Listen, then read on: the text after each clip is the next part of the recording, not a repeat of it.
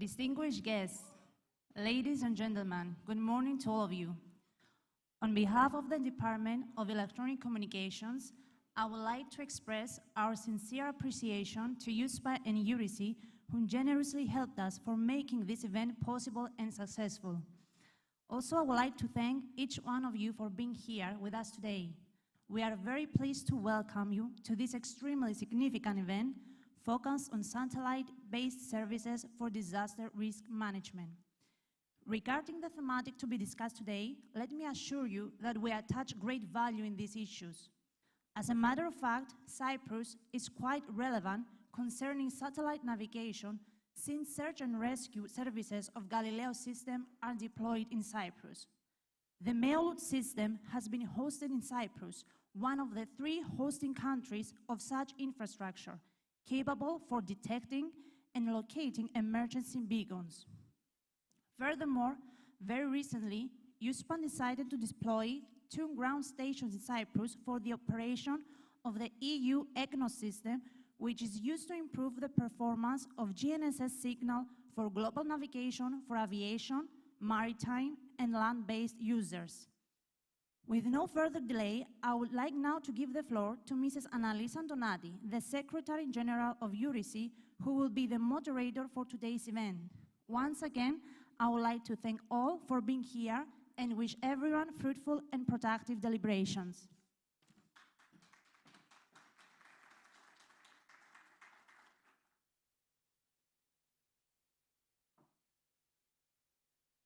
So, good morning, everybody.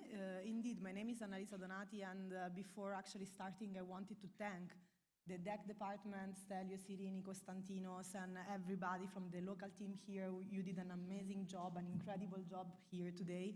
And I'm really, really happy and proud to address this audience. It's, again, like very, very nice to see this full room, which means that there is a great interest in this kind of topics. And, well, I also have the pleasure to accompany you in today's workshop, presenting the different speakers, and also, like, I will briefly introduce EURISI because I wanted you to make sure that you know what we are and what we are doing.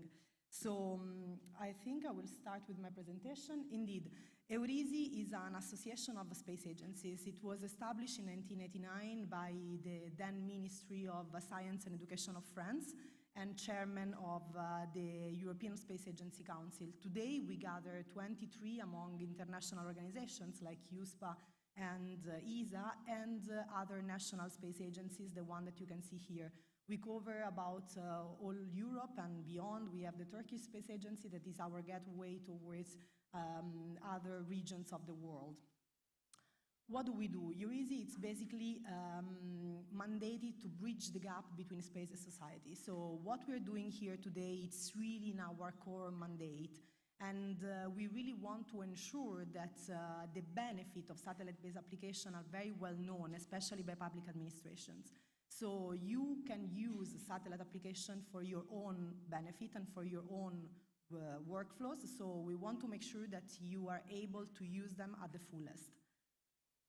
We work following 3 main pillars, let's say. We work as a facilitator to do what we're doing here today, to explore new solutions, to discuss and to exchange best practices between early adopters of satellite-based application. We do work as a matchmaker, so we bring the companies that are commercially developing satellite-based services to the end users communities, and we ensure that there is a stable exchange. And we do work as an advisor, meaning that working with this privileged position with users communities, we bring back the feedback that you have, and actually later you will see I have like a survey for you, and I will ask you to actually tell us more about what do you need in your daily work. And we do bring it back to our space agencies that support the national government in developing space strategies and legislations that support the smooth uptake of this kind of solutions. Here I have a little video which I wanted to project also to sort of break a little bit my speech, and that introduced the topic of today. So disaster risk management and critical infrastructures are key for our daily life. So we need not only to monitor the state of health, but we need also to maintain and protect. And we have, with the European Space Agency in 2021, we developed an incredibly cool tool which is attached to our website. It's called the Space Service Hub. It's a 3D tool. You can enter in different space and you can see better what space can do for you. So I guess that I only need to do yes.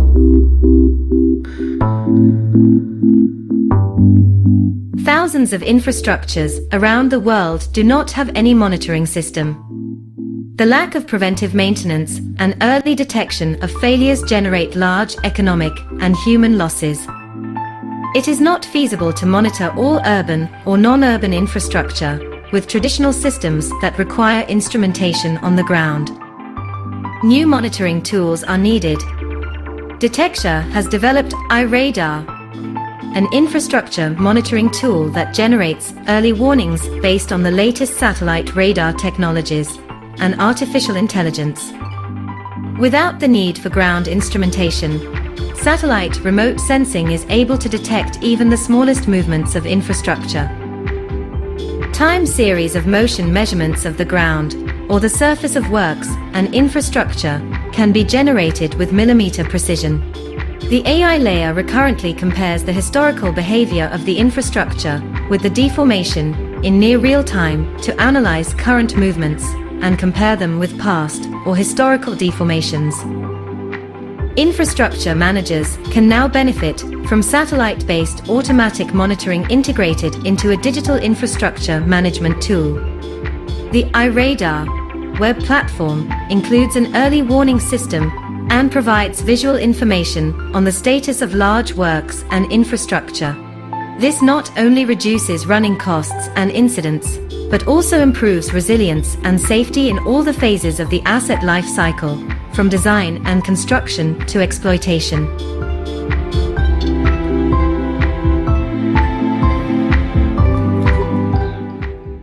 So this was just like a little insight, but I want to go even more in the details. So here again, you can see the human cost of disasters, which is one of the latest reports, which was produced by the UN DRR. And here, what we can see, I mean, it doesn't really matter the number per se, but what we can see is that from the decade 1980, 1999 to the decade 2000, 2019, what happened is that the number of disasters, more than doubled. And one of the reasons is for sure that we now have better tools to report about the disasters, which was perhaps not the case like earlier. But in general terms, due also to climate change, the force of the extreme weather events is not only more frequent, but again, more forcious. And what happened is that, as you can see here, what also doubled is the economic loss, is the economic damages that were produced through the different disasters. So this means, and this led the European government to actually understand that there is a need to make not only the response faster, better, but also to really make use of all the different infrastructure and data that we have. And here again, this is actually something which was proposed by the European Commission, and is actually about the different phase of the disaster risk management life cycle. So right now, what happens is that very, very often satellite data are used in the very, very last part of this circle. So when it comes to recovery and response, we are used to actually integrate this kind of information, and we have a couple of our speakers that will talk about the rapid mapping, for instance, tool. But what we want to make sure is that those kind of information are used also in the other different phases, in prevention and preparedness, which makes indeed what we are talking about, the higher resilience and effectiveness of the response. So again, why we are talking about satellite-based application? Because we have an amazing infrastructure out there, and we need to ensure that we use it at its fullest.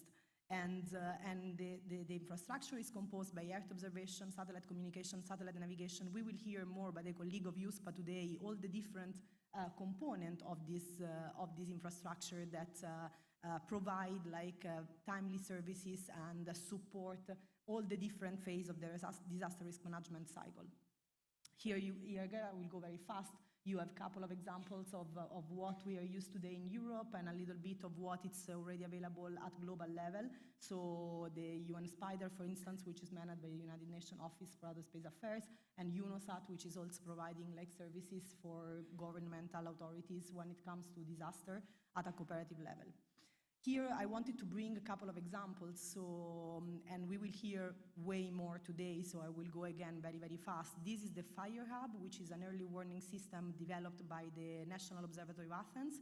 This is something that has been used by the region of Attica, where during the summer there's plenty of wildfires, and thanks to this service now, I mean, the operators, the field operators, they know exactly where the fire was originated, and they can also like have information on the drift of the smoke, for instance, so they can inform with early warning to the population that can actually save the life and the properties. The second one, which I wanted to showcase, is actually something which is currently used by the Wallonia region in Belgium. So Belgium, as we know, is a very low-level state, and they do have a lot of issues with floods. Very recently, in 2021, more than 200 victims between Belgium, the Netherlands, and Germany occurred because of a big floods. And what the Belgian Wallonia region is doing, they implemented this card, which is basically like on land cover and land use, and this is supporting them in understanding the potential risk of the floods. And this is again very important because they can make sure that in case of an extensive weather storm, and they can again know where the flood is going to happen, which kind of risk. Here again, also, why do we talk today about Copernicus and about this application? Not only because we believe that it's very important for the optimization of your own internal work, but also because there is an incredible market perspective. So the downstream application and space value chain, it's growing at a very, very fast pace. The only thing is that when we talk with the companies that are in the market, being there both established industries and startups, they do tell us that there's still like some obstacles in the full uptake of this kind of information. And these obstacles are mostly coming by the fact that there is not enough awareness on the benefit of this kind of application. So this is what we're doing today here. We are explaining a little bit what it's all about and how you can integrate it for your own benefit. So this is a little bit what I wanted to bring. As I mentioned, like we work with end users communities, so we issued, thanks to our colleagues from DEC, a survey, and because we want to understand from you guys, from the people that are using this kind of data, what do you need more in order to make full use of this? So we had like a very nice sample already of 33 complete answers from Cyprus, and we asked them like, where do you come from? So this is a little bit the example, the information on the sample that we had. So the vast majority of them being public national entities, which is actually what we want to address. And the vast majority of the people that replied are, of course, coming from the environmental protection field. And when we ask them, what would you need more? It's all about high-resolution images, near real-time, and environmental data and statistics. And this is something that you will see, you will get here. This is, again, a little bit more about the different services, but of course this will be distributed and you will have like additional information about this. But something that I want to highlight before closing my presentation, it's about the support. So when it comes to the public administration, they want to have more support in training their staff, in making sure that everybody can use this kind of data. And this is something that the connection that we establish today, we want to support you in doing this. Here again, so here is the QR code of the survey. So I ask everybody that is working in the field, from civil protection to actually local operators, to actually take the survey and tell us more about what do you need. Here you have a little bit of the benefits. So of course, like a lot of them, it's like telling us that you are able to get better information, but also save money and save time, because this kind of solutions will give you the possibility to be more effective in what you're doing and to optimize your internal processes. So this is something that is very important for this kind of operators.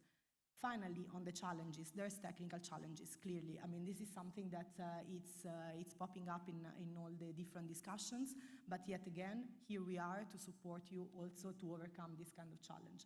If you want to understand a little bit more on the different best practices, you can go in our website. Here you have all the success stories. They are divided into the different technologies and into different countries.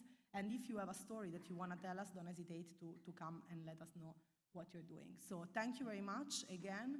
I hope I provided a little bit of food for thoughts to start this conversation today. And with no further ado, it's to me a great pleasure to actually introduce the next speaker. So the next speaker is actually from the local team here, is Stelio Tsortsis. So please let me know if I pronounce correctly your name. From the Department of Electronic Communication. So Stelios is an electronic communication officer here and works in the section of space technologies. He's responsible for the relation between Cyprus and the European Space Agency and the implementation of the ESA-PEX agreement. And today we'll tell a little bit more about the National Cypriot Space Strategy. So please give him a round of applause and welcome to the stage.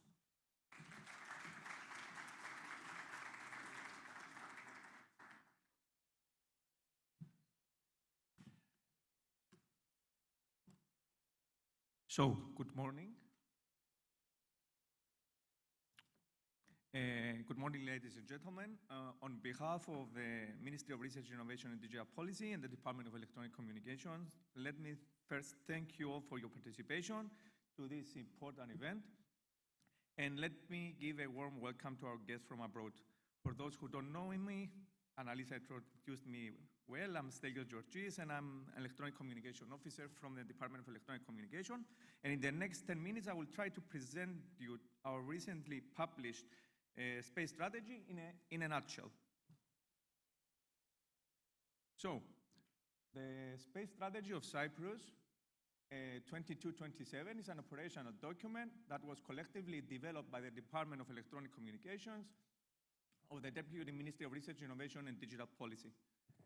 Its aim is to structure and coordinate the space policy-related matters in Cyprus, as well as to demonstrate the willingness of the stakeholders to work together for the strengthening of the national space ecosystem.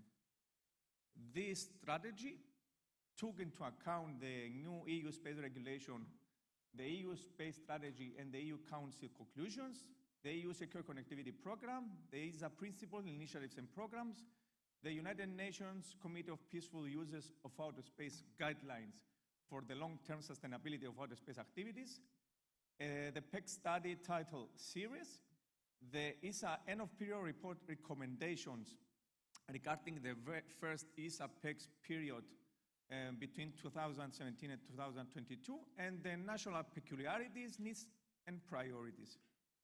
So, what is our vision? Our vision is Cyprus to become a society of information based on modern space technologies, skills, and infrastructure in the context of our national objective to be established as a regional digital hub in the area of Eastern Mediterranean. The government of the Republic of Cyprus has verified its political will and commitment for the development of the space technology sector in Cyprus. Many synergies can be developed with other national strategies and actions, such as the digital strategy, the national strategy of research and innovation, the blue growth strategy, and the green development strategy. Space technologies, data, and services have the potential to help achieve this strategic objective of diversification from the traditional sectors of our economy, which are tourism, agriculture, and shipping. So, what are the national space priorities for Cyprus? Basically, our priorities are based in satellite communications, Earth observation, satellite navigation, and relations with other international organizations. Therefore, in Chapter 5 of this strategy, titled Priorities and Activities and Achievement, these are presented. And as mentioned before, our priorities are in satellite communication, satellite navigation, Earth observation, relationship with international organizations, and relations with ESA. About the governance regarding the space activities in Cyprus, many developments have been undertaken based on the Council decision of Ministers in 2008. The governance of space lies in the Deputy Ministry of Research, Innovation and Digital Policy and its department, our Department of Electronic Communications. The Department of Electronic Communication acts as the Cyprus Space Office, and also the establishment of a Cyprus Space Policy Advisory Group is envisaged that will composed of representatives from the Cypriot academia and industry in order to advise the minister on space policy related issues. In general, the function of the Cyprus Space Office will be to coordinate the participation of Cyprus in Copernicus, Galileo, EGNOS, GovSatcom and SSA, SST EU space programs, and to exploit all the opportunities offered, to coordinate the Cypriot delegation with ESA, to work on operational measures, personnel and funds concerning the implementation of this strategy, to implement the Cyprus Space Law, to strengthen the national space ecosystem and to facilitate international cooperation, to increase awareness and inspiration regarding space, and finally, to support the inclusion of space-related courses and education in Cyprus education system. So, which are the key competences of Cyprus? The key existing competences, as identified in the recently ESA end of period report, are in materials, specifically in CFRP, carbon fiber reinforced polymers, and in electrical and electronic equipment that fall in the category of hardware, in electromagnetic measurements, in Earth space, Earth communication links, and in Earth observation data exploitation, like ground movement, weather forecasting, water and agriculture, which this category falls in software applications. As we're advancing and getting more and more projects from ongoing ESA PEX calls, the spectrum of these competences will be increasing. So, let's talk about the pillars, goals, and next steps regarding our strategy. The Deputy Ministry of Research, Innovation and Digital Policy considered the accession of Cyprus to the ESA and participation in all EU space programs as an urgent and paramount need. Space has an important role through the use of data, services, and application, and offers in many different sectors, such as mobility, connectivity, agriculture, climate, tourism and health, energy management, humanitarian aid, environmental monitoring, maritime, urban development, cultural heritage, and energy and finance. As you all know, space is an enabler tool that contributes to the monitoring and mitigation of measures increasing society's resilience and capacity to recover from crisis. This strategy addresses 8 major pillars that have to be exploited in order for Cyprus to become a spacefaring nation. These pillars are shown in this slide. Pillar 1 concerns education, skills, and awareness. Pillar 2 concerns entering the space supply chain international impact. Pillar 3 researches and deals about research and product commercialization. Pillar 4 concerns governmental services for national security and socioeconomic sustainability. Pillar 5 deals with our ESA associate membership plans. Pillar 6 deals with satellite communication. Pillar 7 about astronomy, and Pillar 8, forgive me for the typo, about Earth observation. For each pillar, a clear set of action is presented in the 136 pages document, which you can download and read by your own if you want from our website. So, how we implement this strategy? For the purpose of the implementation of this strategy, an executive overview was created and presented in Annex 3 of the document. The overview encapsulates the strategy, the actions and initiatives, the timeline, the ownership, the stakeholders mapping, the resources, the dependencies, etc., based on the SMART model, which stands for specific, measurable, achievable, resources, and time-bound. And detailed action plan will be prepared based on this overview. And to conclude, for the implementation of this strategy, we need to find the appropriate funding, and this will be mainly funded from the following sources. from Cyprus' annual contribution to the new ESA-ECS agreement, through the participation of EU Horizon Europe, Digital Europe, and STEP2 programs, through relevant national support program of research innovation from the Research Innovation Foundation, like the recently approved Smart Specialization Strategy, from EU structural funds programs for research, innovation, and startups, like the Cassini Initiative, and through the allocated national budget of the involved ministries. This action plan is based on this strategy and will include all the allocated available funding. Thank you very much for your attention, and I hope you gather all the information today from this event, which will be very valuable for your agency, for your companies. Thank you very much.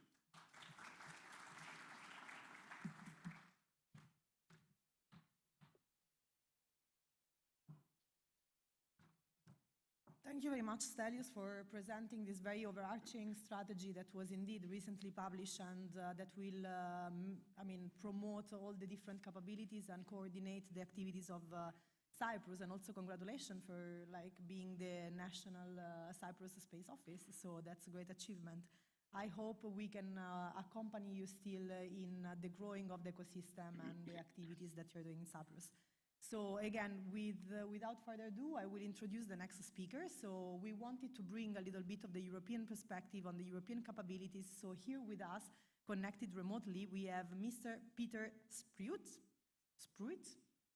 Sorry, again, I apologize for the pronunciation, from the Joint Research Center of the European Commission. So Peter is part indeed of the JRC team, which implements the Copernicus Emergency Management Service on behalf of the European Commission. He's leading a team that is responsible for implementing the Copernicus mapping risk and recovery component. So I will give to Peter the floor to present a little bit the capability and what the Copernicus emergency management can do. Peter, the floor is yours. Okay, hello, I hope you all hear me. And very well. That you see my presentation. Is it fine? Yes. Okay, good. So I can start.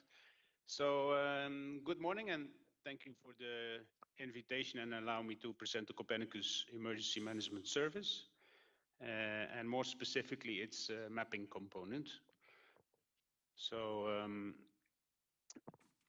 you all know that Copernicus is an EU program that is aimed at developing European information services that are based on satellite Earth observation and in situ, so non-space data. To dig into that a bit deeper, if we talk about satellite Earth observation, it's not only about the Sentinels that we are using, but we can also use the contributing missions, which are basically the commercial satellites going from VHR-1 to broader resolutions, both optical and radar. And now recently I have introduced also complementary to satellite imagery for smaller areas, drones, mapping drones, and planes to acquire LIDAR and 10 to 20 centimeter RGB imagery or near infrared.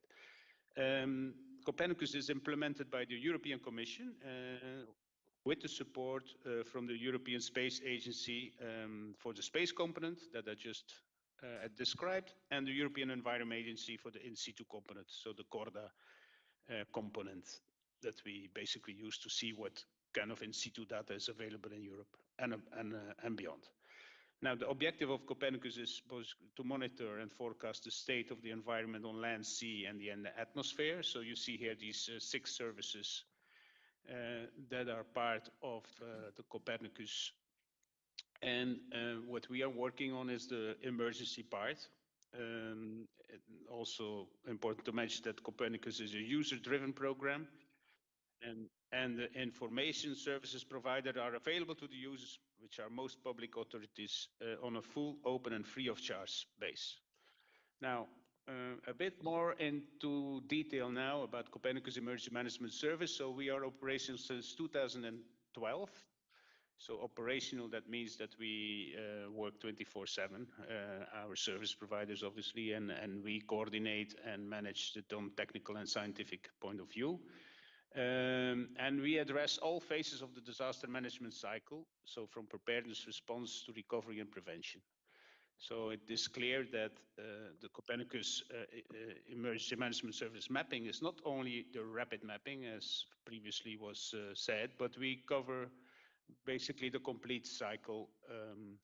So for preparedness, we can do forecasts, multi-risk hazard assessments, prevention, risk assessment and reductions, and response, that's basically the rapid mapping part. And we can do also recovery, so the post-disaster recovery analysis. Now, we are obviously complementary to national efforts, so it's also very welcome for us to coordinate and work together with the national entities, so the civil protection units and beyond. And the input, I would say, the political assessment of the activations that's done by the DG ECHO, so the Emergency Response and Coordination Center. So it's jointly coordinated by 3 commission DGs, which is DAFIS for the overall governance, and then it's the GRC, the Joint Research Center of the European Commission, for the implementation, the technical coordination and so forth, and then DG ECHO for the operational coordination. Now, as I said before, emergency management service is not about rapid mapping. You see the mapping component on the left, which is the rapid mapping and the risk and recovery mapping. But we do also in the umbrella of Copernicus Emergency Management Service early warning and monitoring, so on floods, fires, and droughts. And since last year, we have also the exposure mapping, so where we introduce the population build-up areas worldwide. But I will talk mostly about the mapping component. That's what I already basically mentioned. I think it's a worldwide coverage, and it's based on satellite maps and digital data. And we basically deliver for the rapid mapping within I would say 9 hours after satellite reception. And for risk and recovery mapping, obviously it's we have a bit more time to elaborate on that.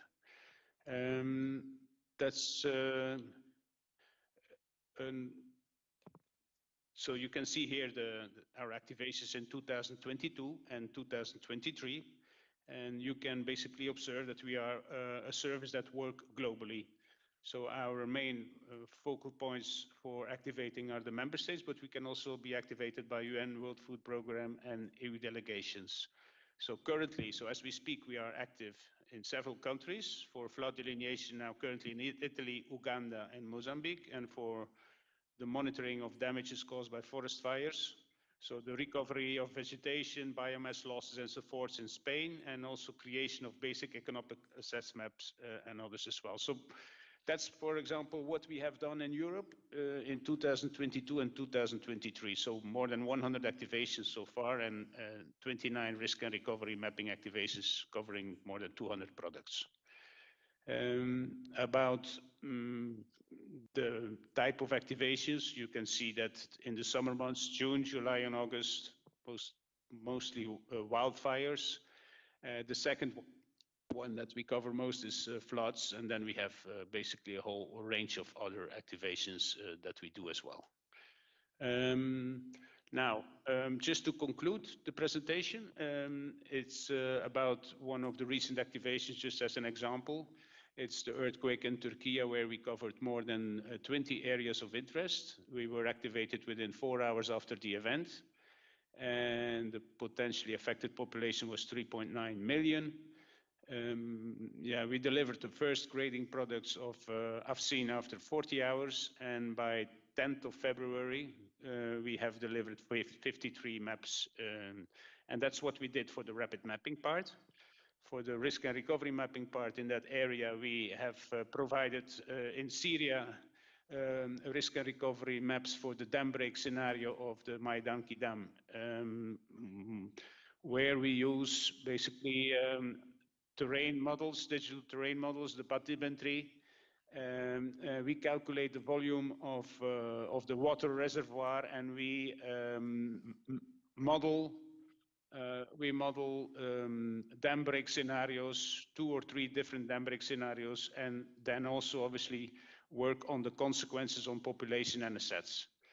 Another example for risk and recovery mapping that we were working on related to that earthquake is a very detailed damage assessment over several areas of interest, but also the quantification of the debris and internal refugee camp monitoring. These are just some small examples what we are doing, but I suggest you to maybe go to our portal where you find all our activations. And again, it's free and open. As long as it's not a sensitive activation, which we have as well, then you will not find any information on the portal. But basically, most of our activations are available, free and open, so you can download the report, you can download the GDBs for the digital data, and the maps as well in PDF format.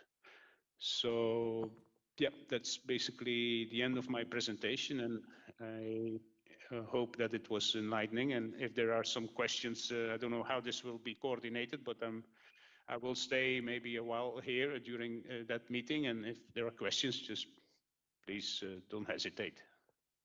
Thank you.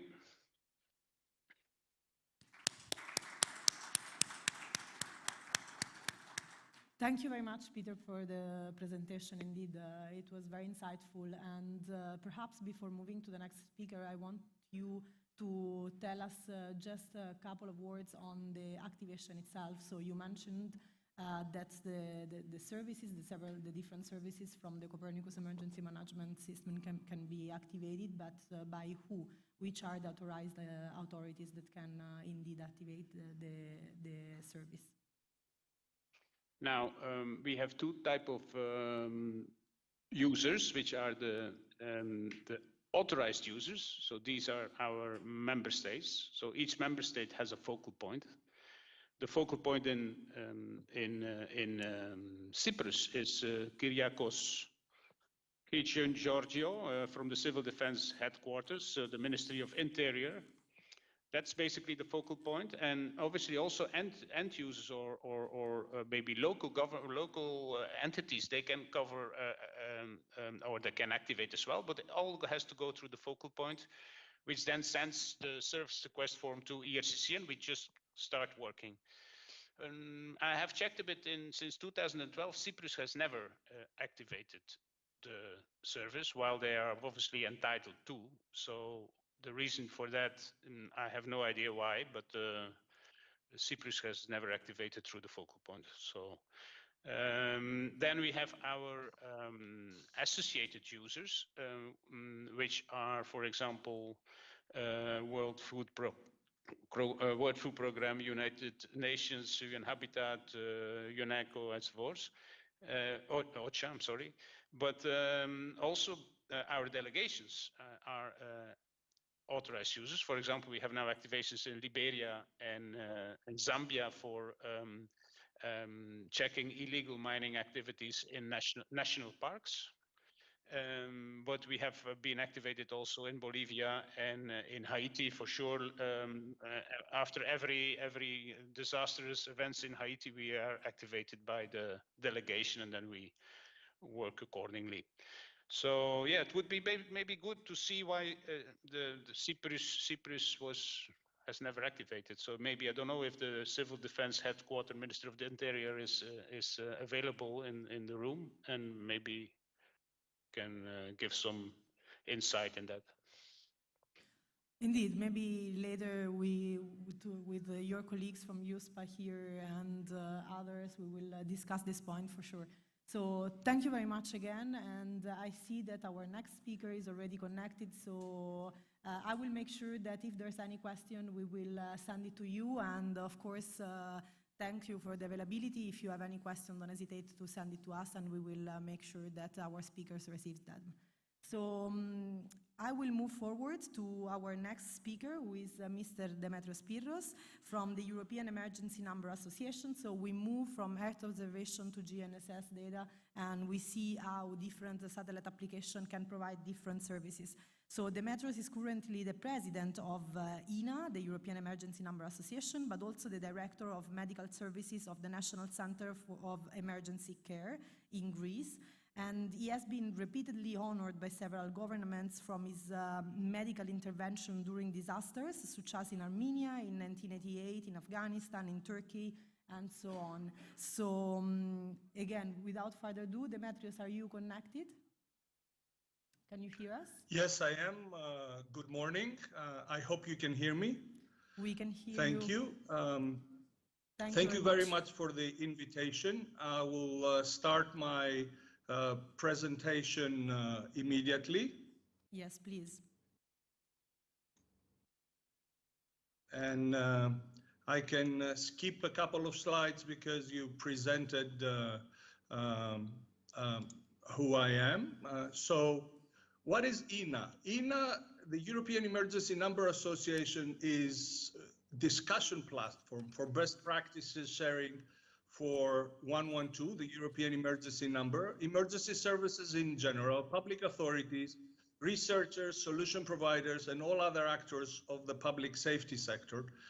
And we started in 1999 because the implementation of 112 was not what we wanted and what the law, the European law was saying.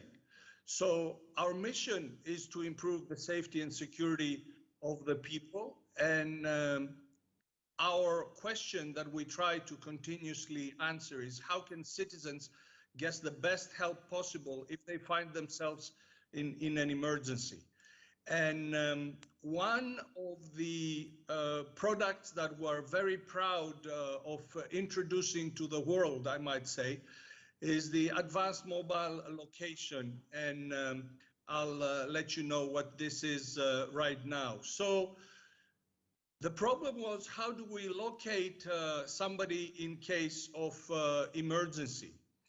Why is that a problem? Well, it is a problem because when the people are calling emergency services, they might not be able to describe their location. Why is that? Because they might be in an unfamiliar area. They might be in a psychological shock. They might not know the name of the street, or the street name might not be clearly visible. They might be on the countryside, in the mountains, no reference points, but also language issues. These are actual names of streets. Callers don't want to give their location because they're not actually involved. They're just bystanders. They don't want to give their location. The call is dropping, or the caller is a child, is a minor. So how do we solve the problem of locating where the emergency call is from? Before AML, the accuracy of location information provided could be from 2 kilometers to 30 kilometers in the mountains.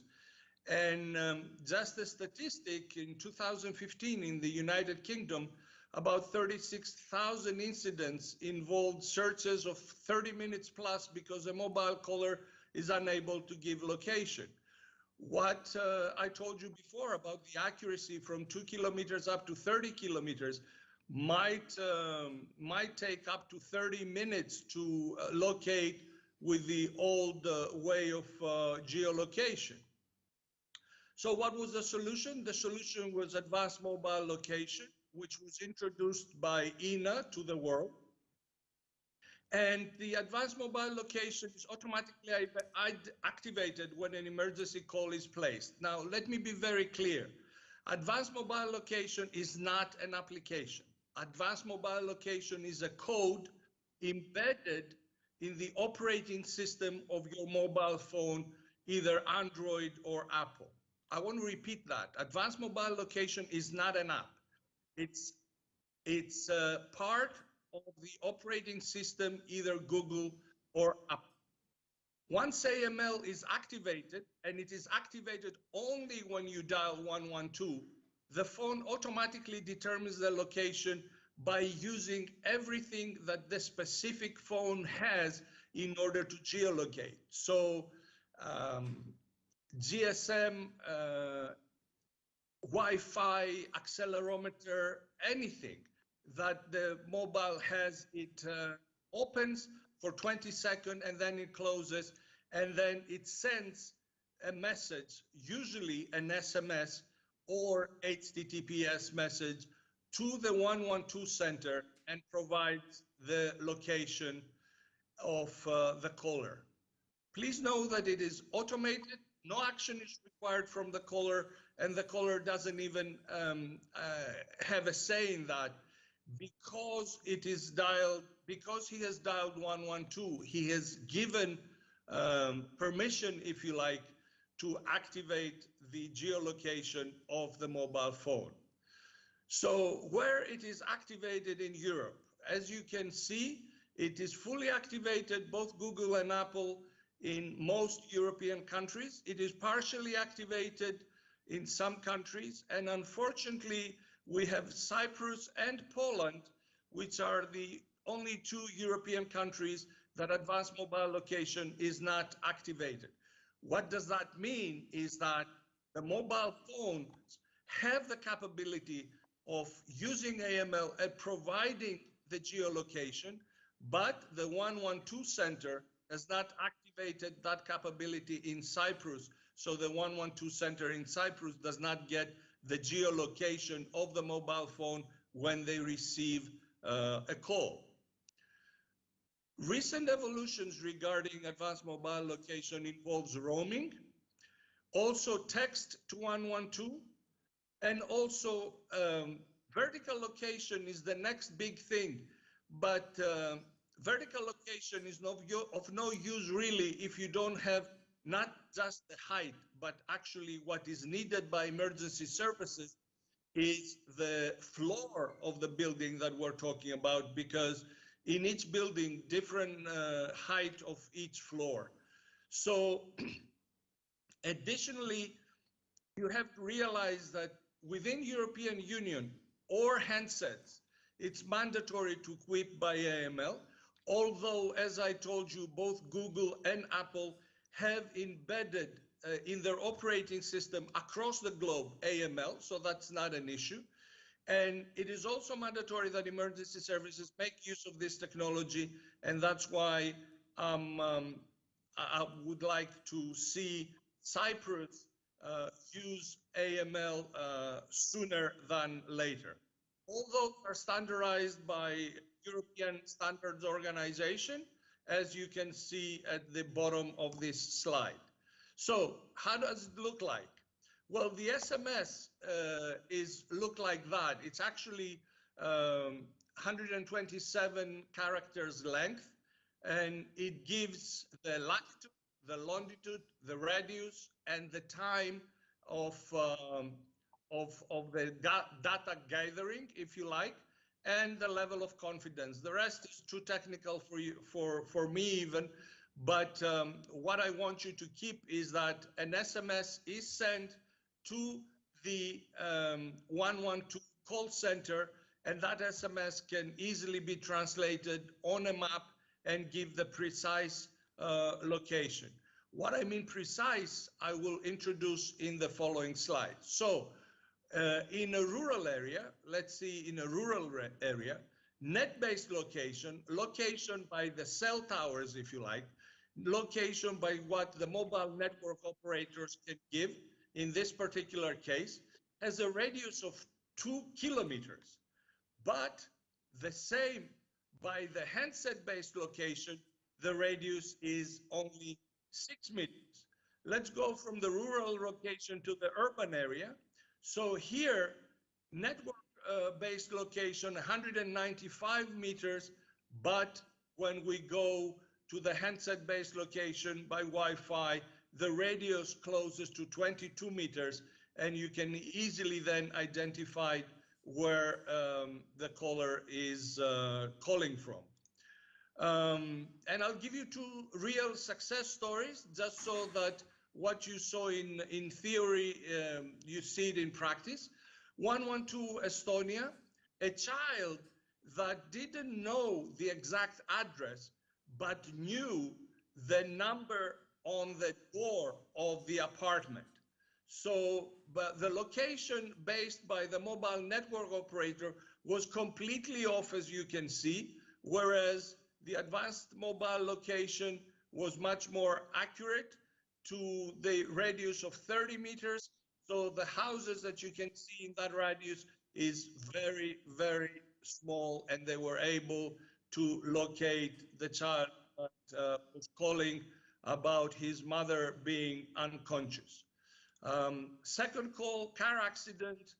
The location provided by the mobile network operator, there is a large radius, as you can see, of 868 meters, but the radius of the advanced mobile location was 11 meters, and as you can see, it's the crossroad, and exactly at the crossroad where the accident happened.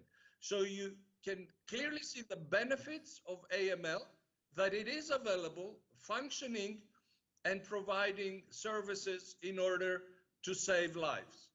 I will be happy to answer any questions, and I will also be happy to get questions through email, and you can see the email here, or via social media. Thank you very much for inviting me, and I'm here to answer a question if there is a need for that. Thanks again. Thank you. Well, Demetri, I just have one very easy question. So what does Cyprus needs to do in order to access to the AML? Well, the 112 call center is fully aware of the things that needs to be done. As INA, we are happy to provide expertise in connecting with Google and Apple if there is a need. Otherwise, it's really a straightforward procedure for technology personnel that staffs the 112 call center in Cyprus. Thank you very much. So again, thank you. Thank you.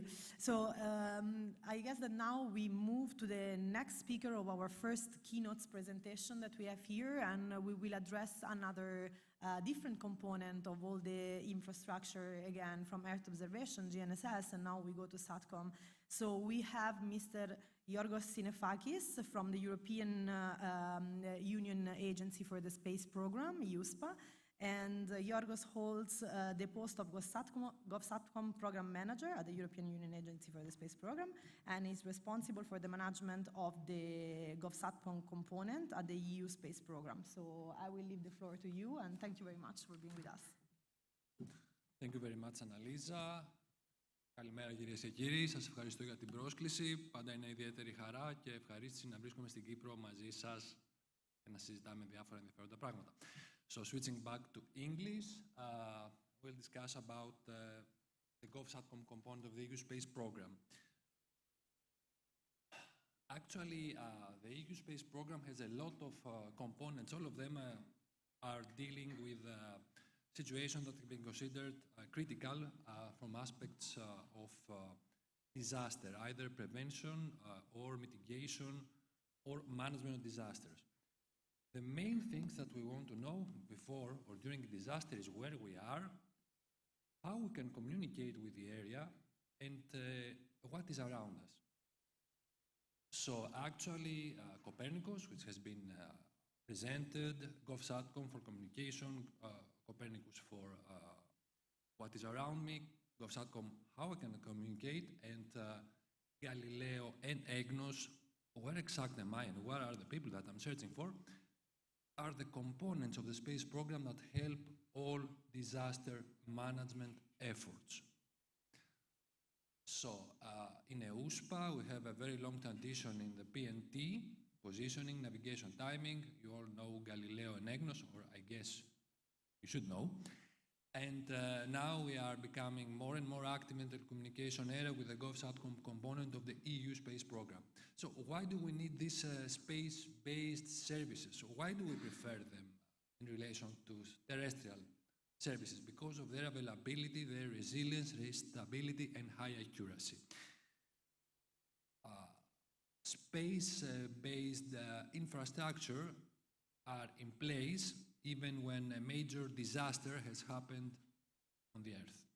So this is a reason that they are somehow immune to to the disasters that we face here on the surface of Earth. So, coming to the satellite communication, why do they fit the governmental needs, especially for disaster management? Three are the main reasons. There are a lot of them, but three are the main. Their high availability, their resilience, and they're very easy to set up. What do we mean by say high availability and resilience? They are in place even when all the terrestrial telecommunication networks have collapsed or they are malfunctioning due to overloading, because actually the terrestrial networks are designed for overbooking, and in case everyone picks up the phone, it just collapses. This is usual. And also it's very easy to set up. You just have an antenna towards the satellite, and then the terminal is registered and you can connect to the internet or to other telecommunications networks. This is much, much easier than trying to establish a telecommunication link in an area which has been struck by disaster and everything has been destroyed. The base stations, the fibers have been cut, things like that. So for GovSatcom, three main use case families have been identified so far from the space regulation. The first family of use cases is related to crisis management. It is exactly the core of what we're discussing here today. The second one is surveillance, which is more or less also related to disaster, maybe not mitigation in this case, but prevention. And for sure, the key infrastructure family of use cases are surely related with the prevention of disasters. Because when you can when you can monitor and actually communicate with key infrastructures, you avoid disasters or accidents. Now, what is the GovSatcom component of the EU Space Program? In a nutshell, just to be very clear, it's pooling and sharing existing satellite capacities and services. So there are many satellite systems today in Europe, some of them commercial, some of them governmental, and the users are picking specific satellites to have services from them. But there's cases where from some satellites you have overbooking or you have lack of capacity, and some other satellites are having capacity. So you need to switch to use another satellite system. So GovSatcom is the solution to this, to provide a platform for governmental users to select satellite services from different sources. So the idea for this is to optimize the match between the supply and the demand, and of course to have security features more advanced that we have today, especially for the commercial systems.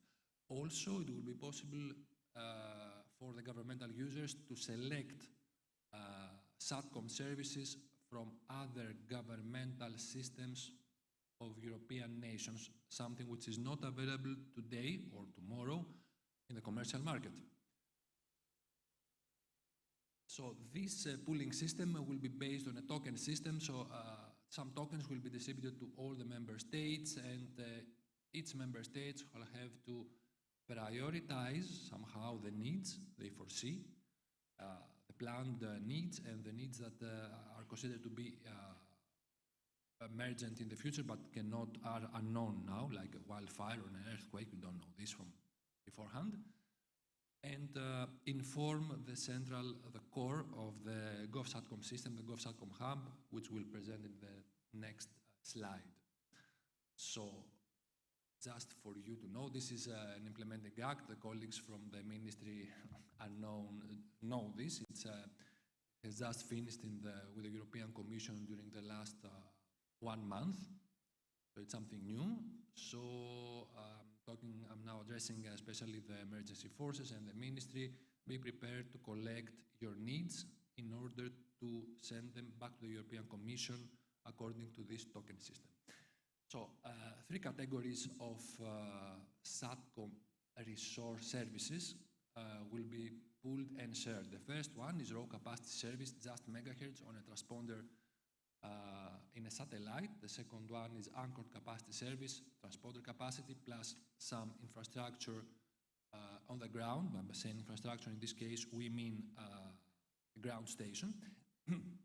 And the third category is end-to-end service, where you get terminals and you connect to the internet without having to worry about which is the satellite and where is the ground station for this.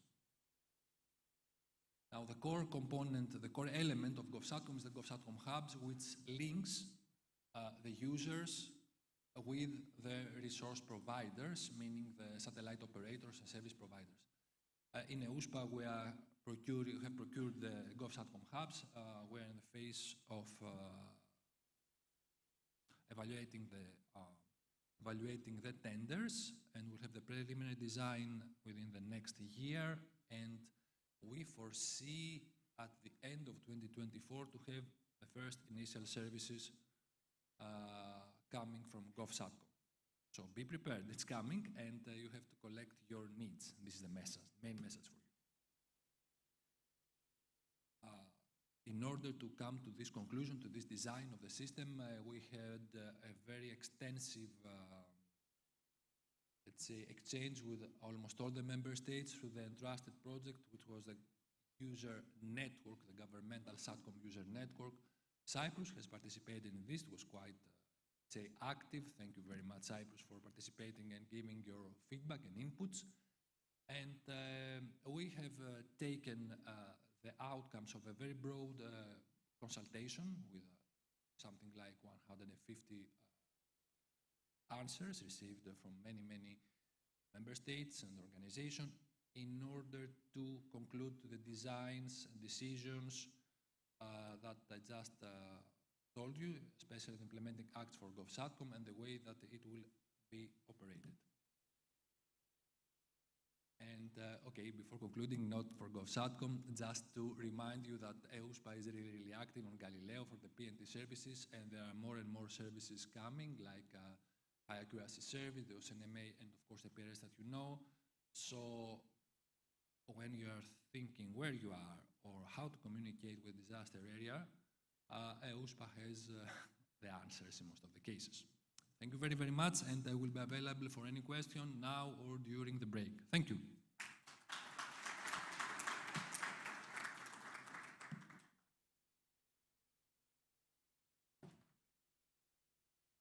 Thank you very much, Yorgos, indeed. And I guess that we will hear way more of the EU Space program later from your executive director that will join us.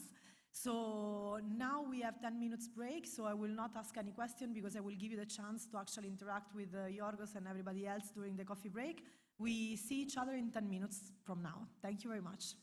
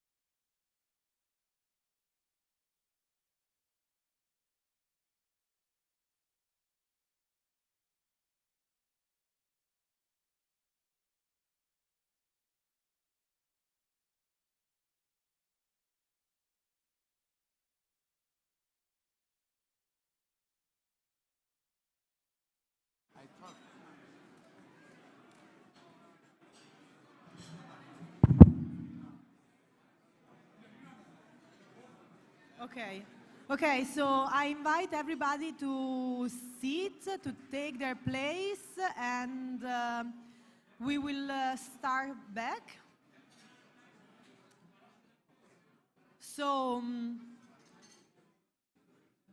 you will have additional time to actually discuss the topics that we addressed today. But with no further ado, also for time constraints, I believe we will need to start again. So we will start back by welcoming Mr. Kyriakos Themistokleous, and from the Eratosthenes Center of Excellence of the Cyprus University of Technology. So Kyriakos is Director of the External Affairs and Business Development of the Eratosthenes Center of Excellence and the Project Manager of the Horizon 2020 Teaming Excelsior for establishing a Center of Excellence in Earth Surveillance and Space-Based Monitoring of the Environment. He has been appointed as the national representative for Cyprus for the Copernicus User Forum and the Copernicus Committee. So he will tell us a little bit more about all those activities and Cyprus' capabilities in Earth observation. Kyriakos, the floor is yours. Thank you very much.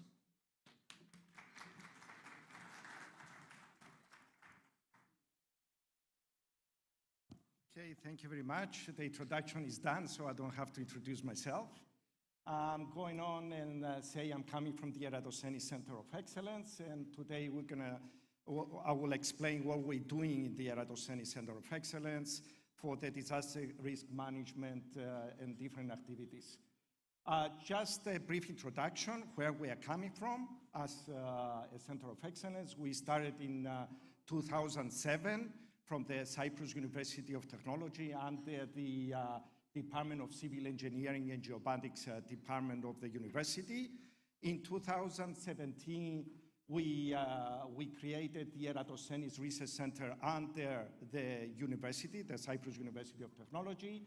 And in 2019, we made an application into the European Committee, into the teaming project, the Horizon Teaming, in order to be funded, in order to create an autonomous Center of Excellence in Cyprus. So we got in 2019, the project is called Excelsior.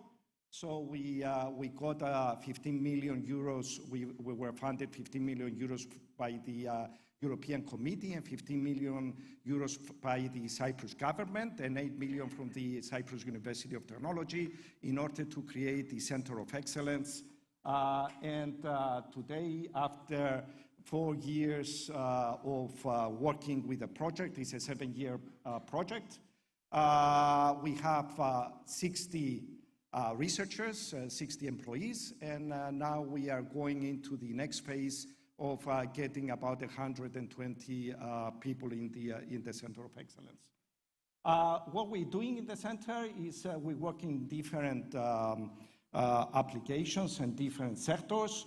We have 3 departments: the environment and climate, that we deal more with the environment, atmosphere, agriculture, water and land.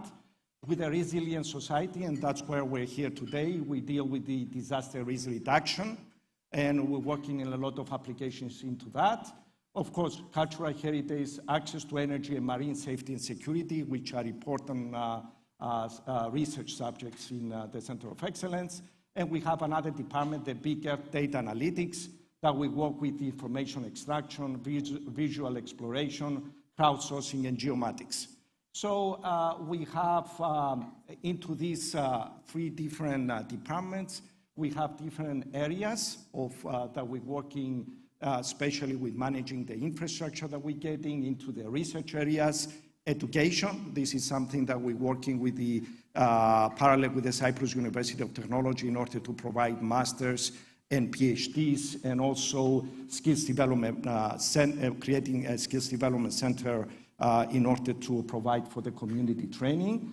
And the entrepreneurship program that we have, now we're creating an incubation center, and we're trying to get that knowledge of research back to creating startups, spin-offs, and so on.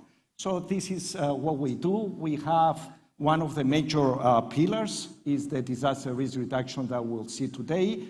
And just before I continue, just to see the infrastructure that we're getting a data acquisition station that you can see here. It will be located in CETA premises in Makarios. And this is something that will give capabilities to Cyprus, because now we're going to have an almost real-time acquisition. That is really important for the risk reduction and risk management, that will be able to get real-time satellite images, just download straight here in Cyprus, process here in Cyprus, and monitor all the disaster risk events that we have.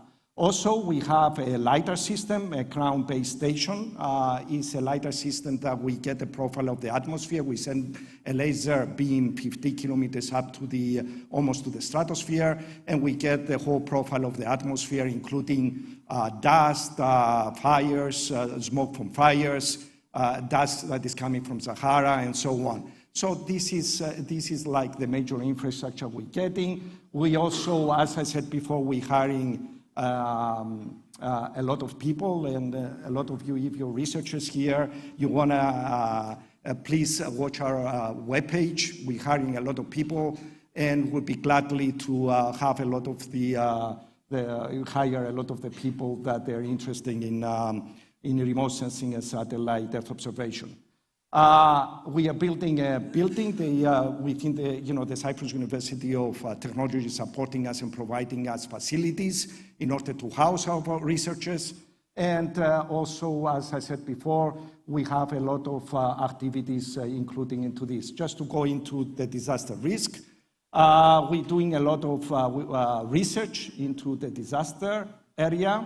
We're doing systematic monitoring and geohazard, forest fires, burn area mapping, soil erosion, soil degradation, floods monitoring, epidemics and health, impact assessment, disaster management, early warning systems, and decision support systems. So we have a gamma of different research areas. We have a lot of projects. We just got through the Horizon, twinning area, the AI Observer. Is a project that will give us the abilities to apply artificial intelligence for the disaster risk area. And this is important, and now artificial intelligence is the way forward. Everybody, everybody deals with that. So this is a capability that will give us a lot of advancements in Cyprus. We have another two projects, Triguerta and Enigma, that is more in the cultural heritage area. We're working on rockfall for Triguerta, and Enigma we're working on looting and any other areas using satellite imagery. And also we have another project that we're creating a holistic platform for forest management and monitoring, especially for fires. So these are projects that we are doing right now. We're working on it. And also we're creating a lot of applications, and I'm going to show 4 different application areas that we're creating with soil moisture detection from space, dam development tools from space, risk assessment, tool for displacement, fires and floods, systematic update of landslide inventory, geohazards, fires, again floods, and other platforms that they have to do with decision support. A lot of stakeholders that we're working and we cooperate, a lot of government departments that we are visiting and talking about different issues and how we can implement the problems that we have into these platforms and these observatories that we're creating. This is the Geohazards Observatory. Here we're working a lot with earthquake impact assessment and mapping.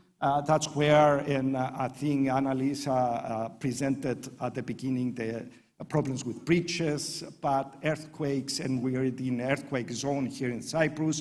There are a lot of problems that we have to use technologies like with SAR, with radar images in order to get a millimeter accuracy and looking at the different movements micro movements that we have in the areas. Here you can see some of the images from the Paphos area in Cyprus. And we're using a lot of technology, especially Google Earth Engine and other platform and artificial intelligence that we're doing right now in order to process these images. And here you can see different results from rapid landslide identification using Sentinel-2 satellite images. And also here you can see some of the landslides from the road from Limassol and Paphos that we had a lot of problems here in Cyprus for this reason. So we are monitoring a lot of, and we're using different methods. We're using methods, for example, for bitemporal change detection by using 2 different SAR images and trying to identify change, and multi-temporary change detections using persistent scattering and any other methods that will give us that millimeter accuracy that we want. Here you can see examples from here from different villages, Pedoulas, Pyrgos, Paraklisha. We can see here, like a different identification of using ascending and descending of Sentinel-1 images. And of course, we're using other radar images like Cosmos Skymet from Italy and so on, trying to see how we can get with multi-temporary events using the landslides, as I said before, between Paphos and Limassol in order to identify. And of course, using multi-criteria decision analysis that we introduce different type of other thematic areas. For example, seismicity, faults, sinkholes, quarries, and so on, and just trying to monitor and get different results. Following on, the Fires Observatory. This is another observatory we're creating. Here you can see from the recent fire in Raqqa Pass area that we were able to monitor and analyze the fire extent of the burn area estimation and mapping of the whole fire area that it was done. So there's a lot of capabilities that we're getting in order to have not only real time, but after the fire, trying to see if we can get different type of information from these fires. This is the National Forest Park in Dalias in Greece that we work in cooperation with the Aristotelia University. Here you can see some of the severity index and even the post-fire events, trying to understand and analyze images of and estimate the forest regeneration after the fire events, which is really important again, is not only the destruction, but what we do after the fires, which is they're really important. And not only that, trying to use a different type of tools. For example, here you can see active fires that we get every 15 minutes from NASA, from the VIIRS and FIRST platforms, in order to see, at the time of the fire, what is happening, where the smoke is going. And you can see fires from Turkey here, how they're affecting, the smoke is affecting the Cyprus area. So it's not only the... go on with the Floods Observatory, trying to be in time. Here, with the rapid expansion, especially the urban expansion, we have to monitor where, the rivers. Here in Cyprus, whenever you go and see a river, usually it's dry all around the year. But whenever we get rapid rain and participation here in Cyprus, we have events like floods. And this is something that we see now with climate change, that the rules are changing of the climate. So we're getting a lot of rain whenever we don't expect, or we don't get any rain where we expect that is raining. So there's a lot of here, a lot of research, a lot of, and we're creating an observatory just to see and identify these areas. And because this is like, the public safety that we're concerned, we're trying to see if there's any work that needs to be done in order to avoid these flooding events.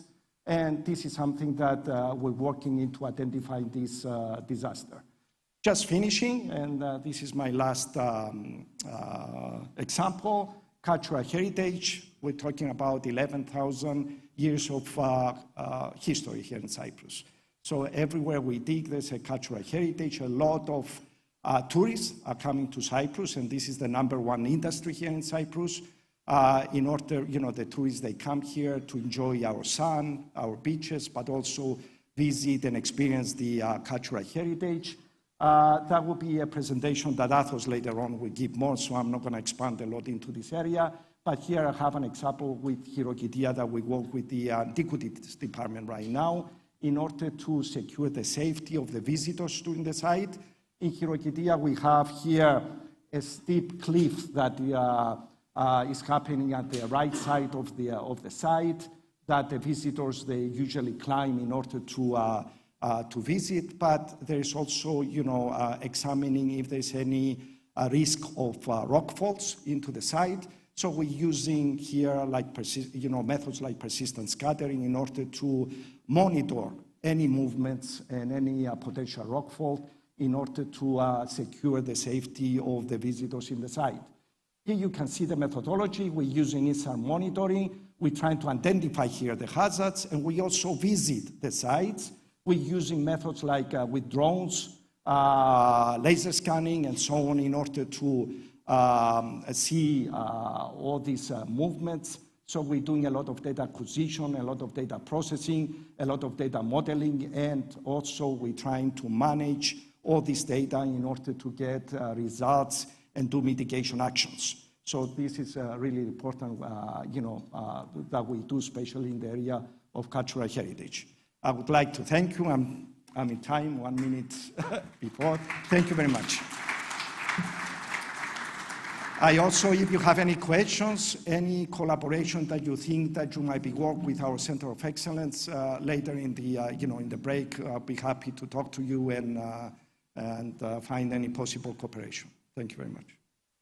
Yes, indeed, Kyriakos. I wanted to ask you just very rapidly. You mentioned a lot of different services. So you have the fire and the floods observatory and also the cultural heritage one. So how do you interact with national users here on the territory? Like, do you have any sort of open channel in order to distribute images, in order to provide information, or this is not yet the case? We have a lot of events that we're doing. We're really good into public dissemination.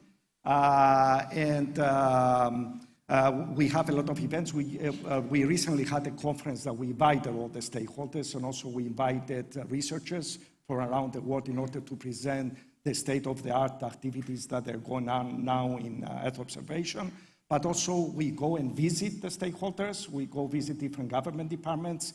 We are open. We usually publish in newspapers, TV, radio, and so on, in order to get that exposure that the public needs and the awareness also, in order to start using these tools whenever we get them available. And also having, trying to collect the problems. The problems are really important because you can't create tools like this if you're not aware of the problems that they exist. Indeed, like co-creation and co-design methodologies are very key when we talk about satellite Earth observation, but also other kind of applications. So indeed, we invite everybody that is in the room today that are working indeed in the field to actually, go and talk with Kyriakos here and all our speakers afterwards to better understand how you can use those kind of information. So thank you very much, and we move to the next speaker that indeed goes on specifying certain kind of national capabilities here in Cyprus. So I will ask to Chris Danezis from the Cyprus University of Technology to come here on the stage. So Chris is actually an associate professor of geodesy at the Cyprus University of Technology, the Department of Civil Engineering and Geomatics. He is the director of the Laboratory of Geodesy and the coordinator of the Cyclops, the Cyprus continuously operating natural hazard monitoring and prevention system for strategic research infrastructure units. So, Chris, the floor is yours. Thank you very much. Thank you very much. Good morning, everybody. My name is Chris. I'm an associate professor of geodesy at the Cyprus University of Technology Department of Civil Engineering and Geomatics, and my presentation today will report the latest developments on Cyclops. So, what is Cyclops? Cyclops is a strategic research infrastructure unit co-funded by the European Union and the Republic of Cyprus with €1 million, with main objectives to promote the study of solid earth processes and geohazards in Cyprus and the broader MENA region, establish a novel calibration and validation site to further promote and enhance the use of current and future Earth observation satellite missions, augment the existing geodetic and geophysical infrastructure, and in any case, support and promote critical geodetic and space initiatives. We're two main partners in this, us, Cyprus University of Technology and Eratosthenes, and the German Aerospace Center, DLR, and we hold the support of critical national stakeholders and European strategic research infrastructures, such as the European Plate Observing System, EPOS. Now, Cyprus exhibits a significant seismic risk and an intense seismic activity. Furthermore, we have landslides, severe ones, that have already impacted gravely the national safety and economy. So, current infrastructure for monitoring natural hazards is limited to mostly conventional equipment. Specifically in Cyprus, there are two national GNSS networks that provide real-time positioning services addressed mainly to surveyors and are comprised of Tier 3 stations, meaning GNSS stations, meaning they're not suitable for deformation monitoring activities. Now, Cyclops utilizes the two most prominent Earth observation technologies, global navigation satellite systems and space-based synthetic aperture radars.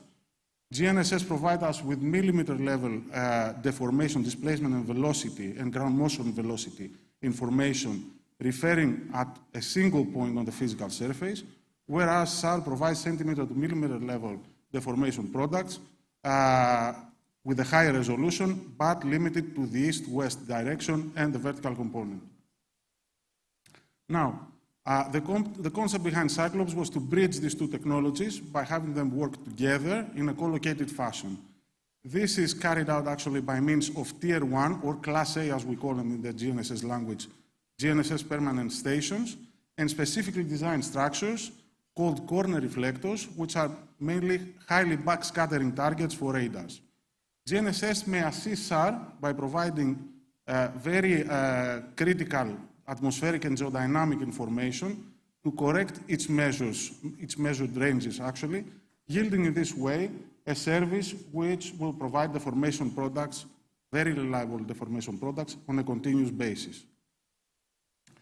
Cyclops is formed by two main components, a multi-parametric network of sensors, abbreviated MPN, and the operation center. The MPN is formed again by two segments, the permanent segment and the mobile segment. The permanent segment is comprised by a co-location of Class A GNSS permanent stations, precise weather stations, tilt meters, and an array of corner reflectors. Please note that most of the permanent segment stations co-locate with seismographs of the National Seismological Network, which in essence yields multiple super sites around Cyprus for monitoring natural hazards. The mobile segment is comprised by a multitude of sensors, for which I'm going to refer in my next slides, which are mainly deployed in areas of interest. Now, when it comes to monitoring geohazards, precision and reliability are of utmost importance. We need monitoring stations as stable as possible, which serve as reference points with respect to which displacements and deformation in areas of interest will be estimated.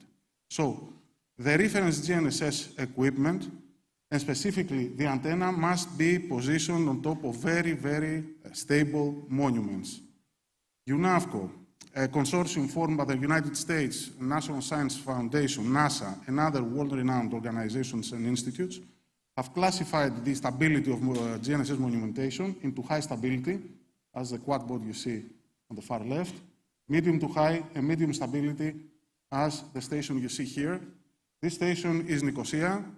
It's the only IGS EPN station in Cyprus, and it's operated by the German Federal Agency for Geodesy and Cartography, not a Cypriot agency. The permanent segment is currently comprised of 6 sites throughout Cyprus.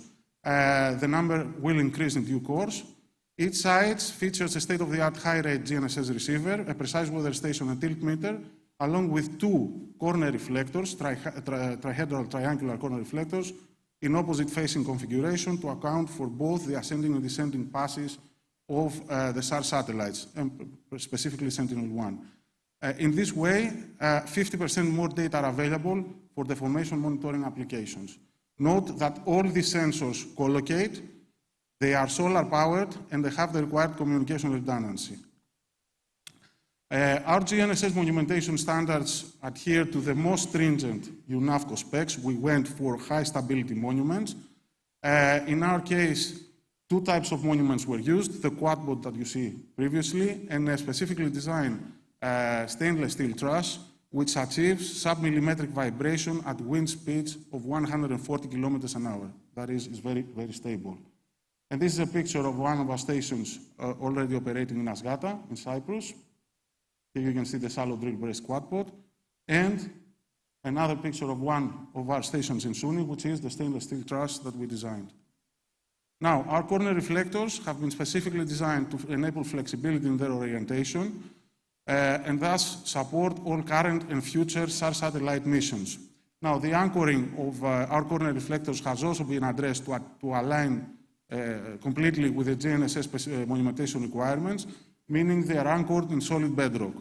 One note here is that our corner reflectors are calibration grade, and they were designed in collaboration with DLR, so, which means that we share the same quality of equipment with the one used throughout their worldwide application network. And this is a picture of one of our corner reflectors in Alevra, northwestern of Cyprus. One note here is, here actually you can see the impact of installing a corner reflector on a Sentinel-1 acquisition before and after. And one note here is that we monitor continuously our corner reflector performance to avoid the potential decrease of backscattering performance. The location of the Cyclops stations can be seen as red triangle in this map, along with the reference stations of the two national GNSS networks. As you see, they augment nicely the existing geodetic infrastructure. And the determination of the exact location of the GNSS sensors and the SAR corner reflectors was not a trivial task. It was carried out using a semi-automatic GIS-based multi-criteria methodology developed by the Laboratory of Geodesy, taking into account a multitude of parameters, such as the underlying geology, the slope and the orientation of the area, critical radar parameters, and so on. Our initial validation results proved very successful, and this methodology actually was published in the open access journal Remote Sensing, for those of you who wish to receive more details on this process. So coming to the mobile segment, is comprised by 5 GNSS receivers and antennas, weather stations and tilt meters of the same grade as in the permanent segment. All the equipment is mounted on specifically designed platforms, practically unbiased by thermal expansion or contraction effects. These are the stations deployed at the areas of interest. And apart from that, we have laser scanners, tactical grade UAV zones to complement the whole equipment, and last but not least, 2 electronic corner reflectors, which represent the latest development in the world of SAR, densify the number of scatterers, and enable high-accuracy SAR processing at the areas of interest. Here you can see several deployments of our mobile stations in mines, at house roofs, archaeological sites, and so on. A few words regarding our IT infrastructure. We have designed a scalable cluster made of 2 physical machines. The most important thing here to note is that in case of failure, let's say, of a malfunction of one of the 2 physical machines, the system will be up and running on the other machine in less than a minute, thereby enabling seamless operation of the infrastructure. Finally, the telecommunications and all energy components of all stations are monitored on a real-time basis. We have enabled alerts to know actually when a battery needs to be replaced, or if a solar panel, for instance, is stolen, or something like that. In case of such a scenario, we have a time window, let's say, of 5 days of uninterruptible system operation in order to replace the faulty or missing component. Now, coming to the real-time services, we offer a real-time displacement monitoring service operating mainly using precise point positioning and double differencing GNSS techniques. A real-time atmospheric service which yields actually the conditions of the troposphere and the ionosphere activity. And our post-processing services, with respect to GNSS post-processing, our computation workflow is centered around Bernese GNSS 5.4, which is the standard software for GNSS processing, along with in-house developed software in order to derive daily station coordinates, tropospheric and ionospheric products, and perform analysis to determine short-term or long-term deformation. Last but not least, with respect to SAR processing, our initial workflow was implemented using open source software, but is currently undergoing a design phase by being coupled with in-house developed software and centered around the state-of-the-art software used by the most prominent research institute around the globe, which is gamma remote sensing. One thing to note here is that the above processing products from GNSS are used to calibrate SAR observations prior to be processed in our SAR observation workflow. 3 case studies were carried out in the case of Cyclops. Cyclops has been fully operated since the end of July 2021. The first activity revolved around the determination of the precise coordinates of SIPOS, of the 7 stations of SIPOS, in both ITRF 2014 and ETRF 2014. SIPOS is the national GNSS RTK network operated by the Department of Lands and Surveys, and this represented an important contribution of our infrastructure towards the government. Now, as you can see, we can observe horizontal velocities at the order of 2.5 centimeters per year, along with some interesting findings with respect to the vertical velocities of 2 of the stations, which may jeopardize the positioning performance of the overall system, unless they're taken care of.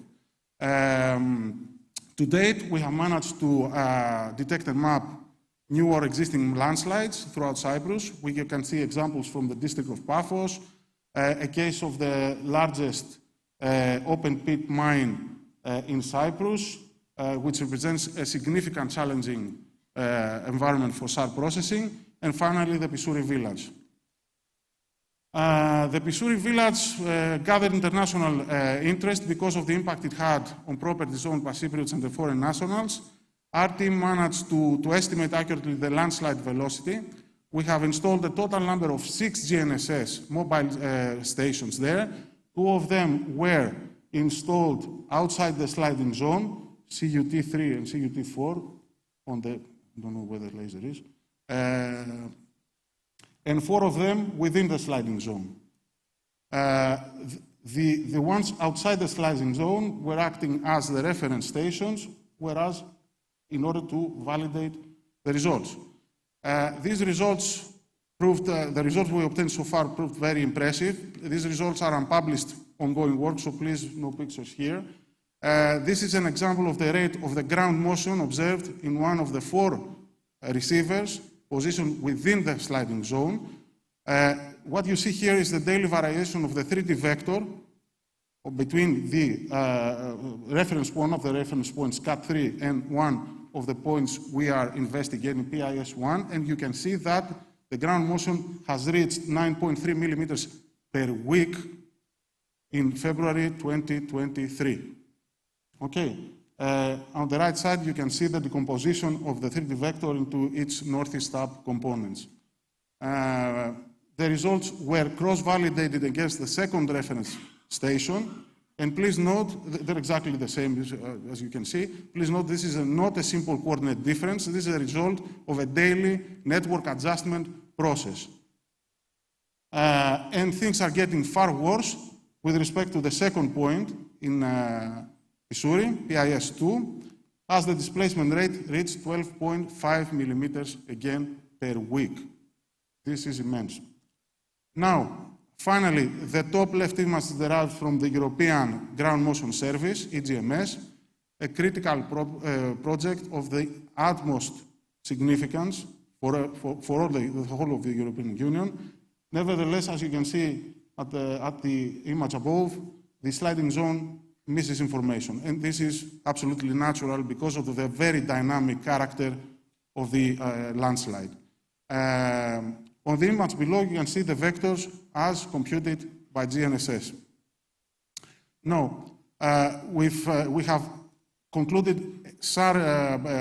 processing scenarios. Virtually, we did all scenarios in there, which are going to be published really soon. So the conclusions derived by this endeavor was that GNSS and SAR must be coupled if one needs accurate and reliable results. That's a fact. To sum up, Cyclops has the required infrastructure to contribute to GMS and assist the filling of similar gaps throughout Cyprus. Cyclops is already contributing to the European Permanent Observing System, the European Strategic Infrastructure, and will begin shortly contributing to the CEOS Calibration and Validation Work Group. So after a 4-year race, we humbly think that we have done everything we could towards the formation of a state-of-the-art infrastructure, which hopefully will contribute its fair share towards the promotion of Cyprus in the space arena. And with that, I would like to thank you.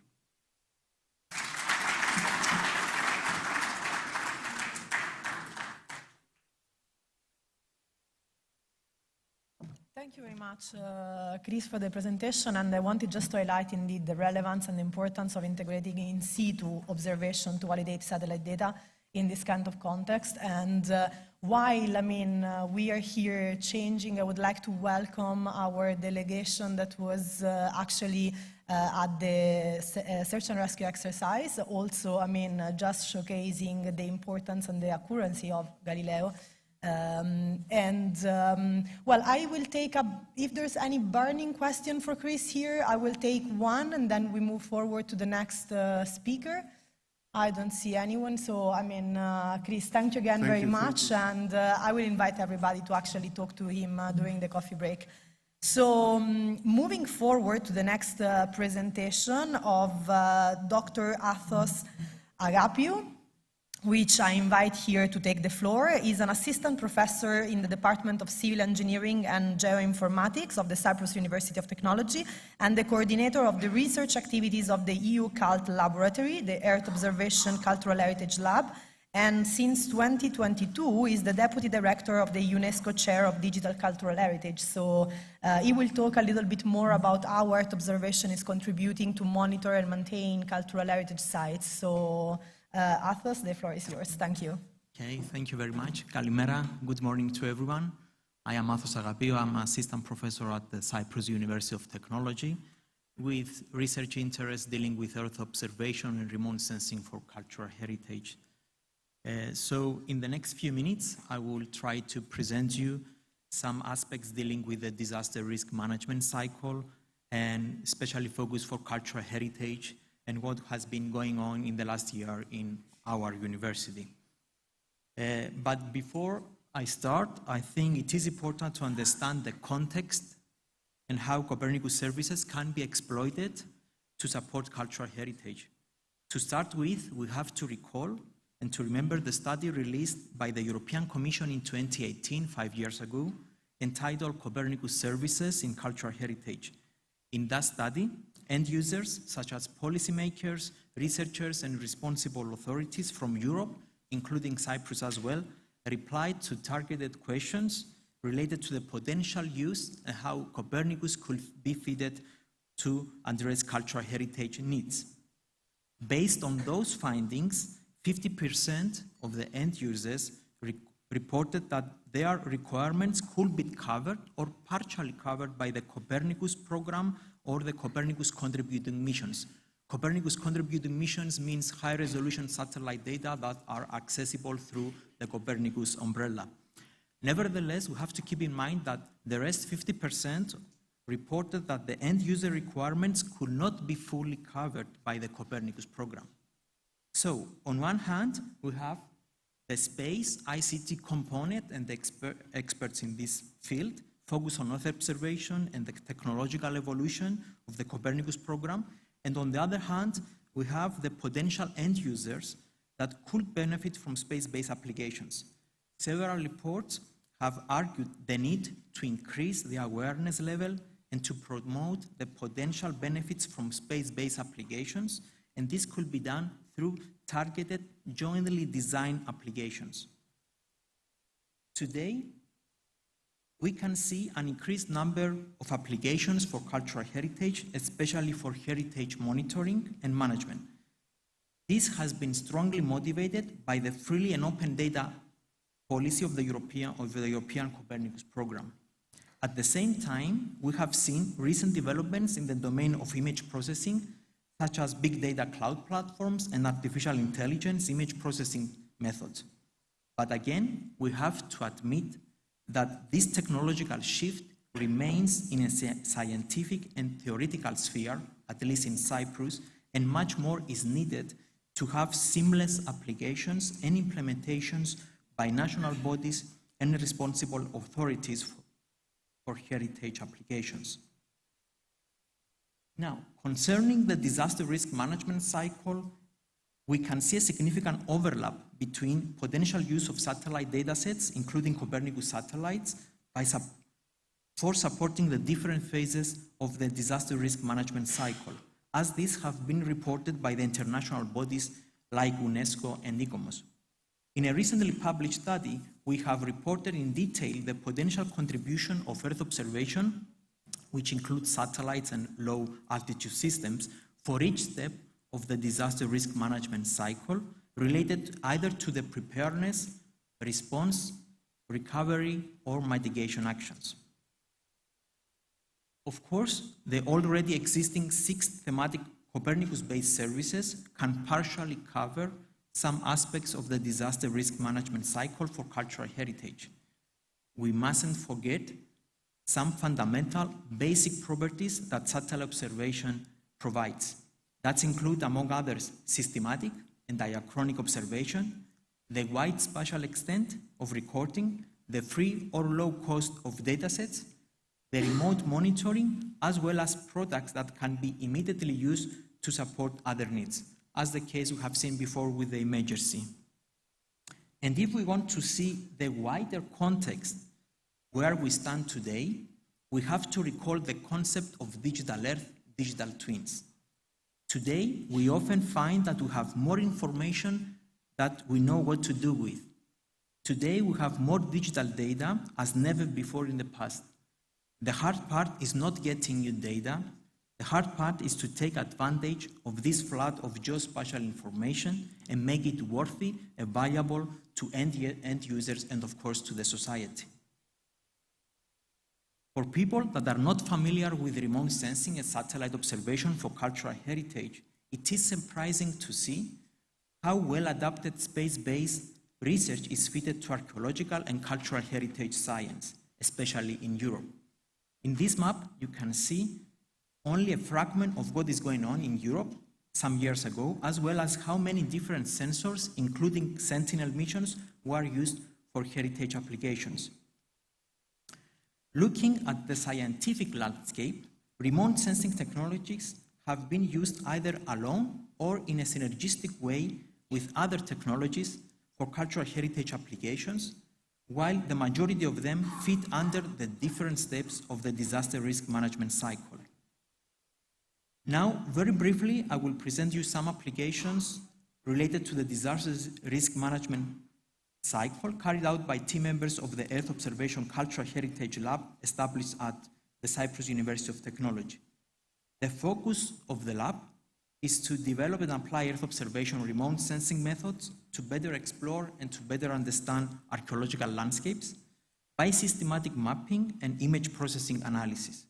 Applications are particularly extended from observations of single monuments to archaeolandscapes and their diachronic changes.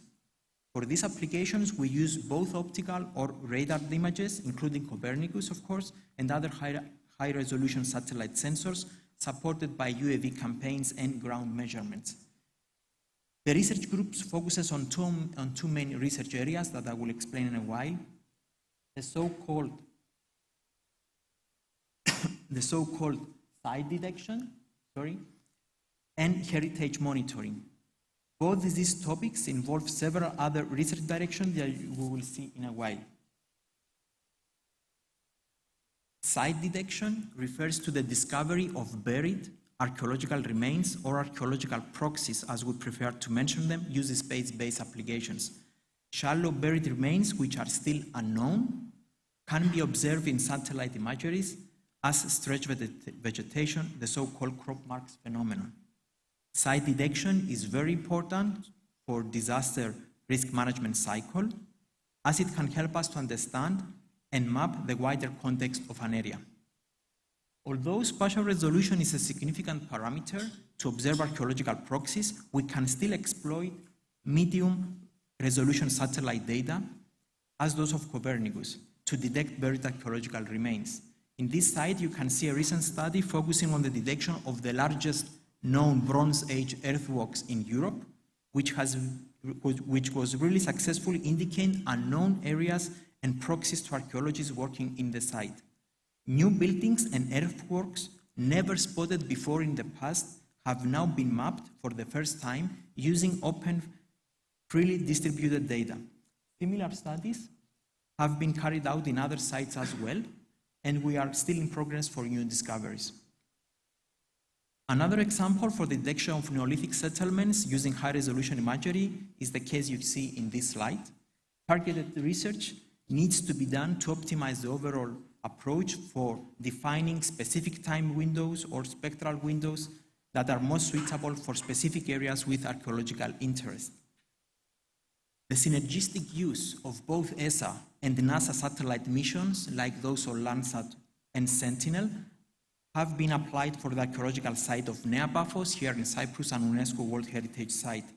The integration of both sensors was reported as a Sentinel success story, providing evidence of how Copernicus data can support heritage management. Moving on from site detection to site monitoring, we can list a series of hazards and how satellite observation can be used to map and monitor different threats for heritage sites and landscapes. Here you can see an example from the analysis of satellite images aiming to map the urbanization process, the urban sprawl from the city of Paphos. To do so, we have applied supervised machine learning classification, and the results have indicated a 300% increase of urban areas in the last 30 years. Similar findings were also reported in other cities of Cyprus as well. This increase of urbanization has an impact on heritage sites and protection zones of archaeological sites. A similar study was carried out recently for the case study of Limassol. Using radar Sentinel-1 data, visualization and change detection techniques, we managed to map vertical urban expansions. Using the recent sky towers phenomenon that is taking place in the last years in Cyprus and specifically in Limassol can be mapped using Sentinel-1 time series data. Here you can see differences observed year by year starting by 2015 to 2020 for the city of Limassol. These results can be validated and cross-checked remotely using Earth observation cloud platforms, while specific indices can inform us about the time when this change took place. The results show areas that have significant change in the last 5 years. In practice, the map provides changes in the VV and the VH polarization of the Sentinel-1 sensor for the period 2015 to 2020. These changes are highlighted in the map with the yellow square you see here, while you can see the location of the Amathus site.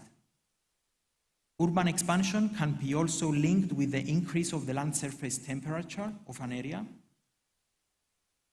In an ongoing research project that we are involved, we are studying the fluctuations of the land surface temperature over the city of Limassol and the old center of Strovolos in Nicosia. In this project, we provide information for both areas since 2012 with approximately 2 observations per month. This multi-temporal analysis is linked with the traditional buildings and their environment And this information is now transferred into a historical building information modeling online platform, an HBIM, that will be used by the local authorities.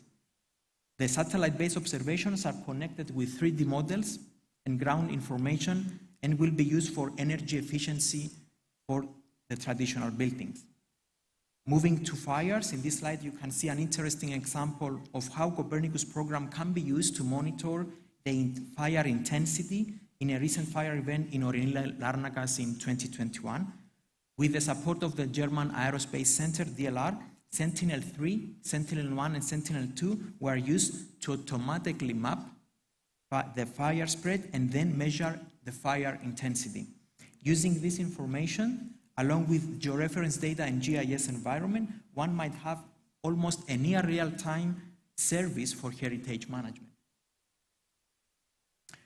Changes due to technological accidents, such as those of the event of Beirut, have been also carried out. The UN Cultural Agency, UNESCO, was warning about the more than 60 historic buildings that were at risk of collapse after the blast. Again, using Sentinel-1 and Sentinel-2, we were able to map in a very short time the damaged areas and provide a general overview of the destruction and affected areas.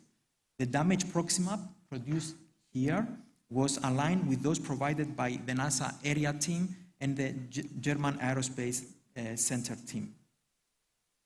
Lastly, combining Sentinel-1 images, we can detect ground displacements, which are very helpful, especially after strong earthquakes, as you have seen before and you will see afterwards with Skevi, or if we have landslides. Here you can see an example of how we can detect small displacements after a 5.6 magnitude scale earthquake event near Pavon and important archaeological sites of the area. All these geospatial data, especially those generated from satellite sensors, can have a great importance for heritage monitoring and preservation.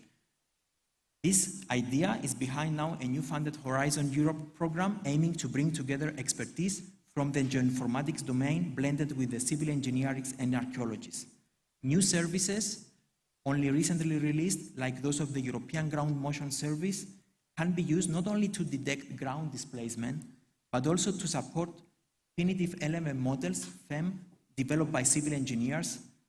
In your right hand, you can see an example of how this information from space and using 3D modeling documentation techniques can be used to understand the stability of Tomb 4 at the Tombs of the Kings, an UNESCO archaeological site.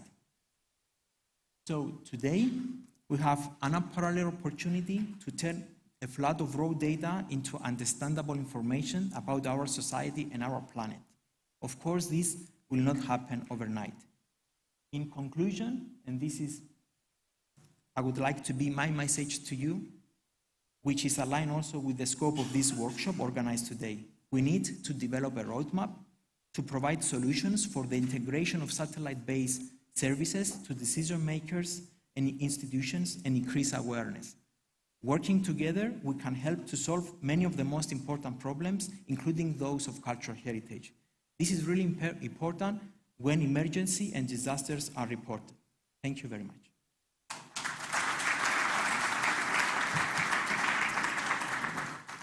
Thank you very much indeed, Athos, for bringing all those examples of what you're doing to preserve our cultural heritage here in Cyprus.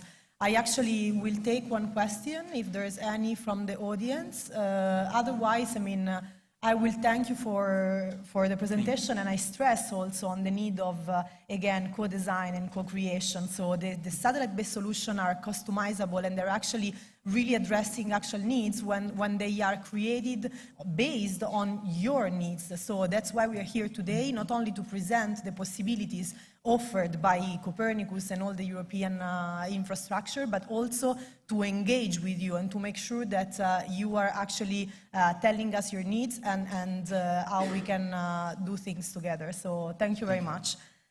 From here, we will move to the next speaker, who is Skevi Perdikku. Hopefully, again, I pronounce it correctly. So Skevi has the role of technology manager at GeoFam, a company specializing in advanced geotechnical finite element modeling and satellite remote sensing. She's coordinating like several innovation projects on satellite remote sensing application in civil engineering and for the European Space Agency and other, European funding bodies. Today, she will present a little bit how satellite remote sensing can support to monitor the impact of climate change on our infrastructure. So thank you very much, Skevi. The floor is yours. Thank you very much. It's a pleasure to be here with you today, and congratulations to the organizers for this great event today. So my presentation today will be on addressing the impact of climate change on infrastructure using space technology. I will talk first about what I call the Great Infrastructure Challenge. I will then present to you some case studies of monitoring infrastructure and the effects of climate change using examples mainly from Cyprus. And then I will talk a little bit about how we incorporate the space-derived data with artificial intelligence and other data from different sources in order to develop susceptibility assessment to different types of geohazards, and how this is very useful for climate change and also for a reduction of carbon footprint. First, a few words about our company. The company was established in 2007 to offer services in three main areas, in geotechnical engineering, in satellite remote sensing, and in GIS. And at the beginning, when people look at these three areas, they seem very different, but actually they are not, because we use our expertise in civil and geotechnical engineering and in satellite remote sensing, because we have this understanding of the behavior of the ground and the infrastructure, enables us a better understanding and interpretation of the satellite-derived information. Before this, I'll say that as a company, we do a lot of projects that allows us to develop innovative products, mainly through either European Space Agency projects or European-funded projects, or projects from the Research and Innovation Foundation in Cyprus. And also a lot of commercial projects, mainly for monitoring infrastructure in either in the US, South Africa, or Europe. So what is the Great Infrastructure Challenge? The infrastructure globally is aging, with most of it being more than 50 or even 70 years old. We have heavier use of the infrastructure than ever before. And also, due to the increase of global population, we have settlement of population in hazardous areas many times. We have climate change that is causing an increase in the occurrence of geohazards. We have not only geohazards, we have flooding events, we have landslides, and all these are damaging our infrastructure today. And we have declining budgets of the managing agencies. On top of that, we have reduced labor-skilled engineers, which means for all these reasons, it is very important to find efficient and effective ways of monitoring our infrastructure and develop early warnings. Now, why use space technologies? Space technologies are more economical than visual inspection of the whole of our assets, or also for, compared to in situ instrumentation, because of their wide coverage of, with one single analysis. They are a faster method, because you can cover dozens of kilometers in a single analysis, is more accurate than visual inspection. There is high frequency of data, with data available every few days. It's a non-disruptive method. You don't need to shut your roads and rails, for example. It's automated, and it is the only method that offers retrospective analysis. And this is a very important information, because if you have historic information, it means you can detect the trends and you can know today what has been happening to your asset and take action before even the problem becomes visual to the human eye. Now, what type of information do we receive from the satellite data? We work both with optical and radar data. We use, I'm going to present here some examples from the radar data we use. We use SAR data, and we extract information regarding the amplitude and the phase difference. And the amplitude, we have developed algorithms to associate the amplitude with moisture of the ground. And the phase difference is used for measuring the displacement. Now some applications. This is, I'm going to talk about Pissouri as well, like the previous speakers. This is what I call the original or old landslide in the center of Pissouri. So, and how this is related to climate change. This landslide was triggered during the winter of 2001-2002. And we had damages of the road and the housing in that area. And a few years after the landslide, there have been mitigation works. What we can see here, this is the IGIS platform. It's an infrastructure asset management platform we have developed, which enables the users to obtain data of their assets near real time. So what we can see here is for that landslide, it shows here in green are the areas that are stable, and in yellow, orange, and red colors are the position of the points that have increased movements. So this is the old landslide that I just showed you, and what we can see is that we can see an increased movement outside the landslide, where you can see the orange and red dots. So in the example here, you can see the extraction of displacement data in a table format, in a graphical format. For example, this point here, it's been moving with 6 millimeters per year. You can see the black dot here, and also another point to the north that is stable.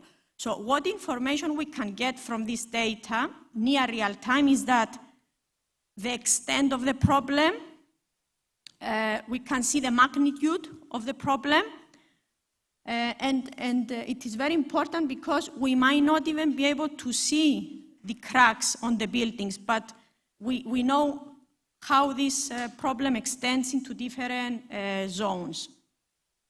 And all this is in a very secure way. You can enter the platform and see your asset. Now I will show some slides from the Limnes.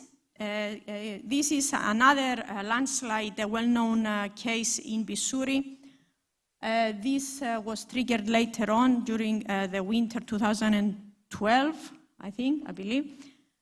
2012-2013, and this is associated exactly with the climate change because most landslides are triggered from rainfall. So it's very important, as I said, to be able to react quickly and identify the landslides that have been triggered due to rainfall events, which is more important due to climate change these days. So I will show some of the results. What we can see here is the horizontal displacement using data between March 2016 to March 2018. With blue color, we can see strong movements in excess of 190 millimeters over that period. And we can see very high movements, horizontal movements around the center of the landslide. And this is another, a bit more recent analysis using Sentinel-1 data showing the line of sight displacements between June 2017 to December 2019. We have used a more advanced technique than the PS here, a distributed scatter technique, to enable us to get data within the landslide. which enables to also see the acceleration and the non-uniform displacements. And again, you can see movements in all the landslide, in all the area, with strongest movements shown in the center, shown in blue. And this is in agreement also with published work by Hern et al. In 2018, which shows a faster rate of movement confining the central part of the slope. Now we'll show another example. Here is an example of how you can monitor assets like the dams. And it's very good because with one single analysis, Cyprus is a small country, you can cover all your dams. And why is it important to do that? It's important because there are a lot of landslides in Cyprus. So we need to know if any of these landslides are triggered to affect our dams.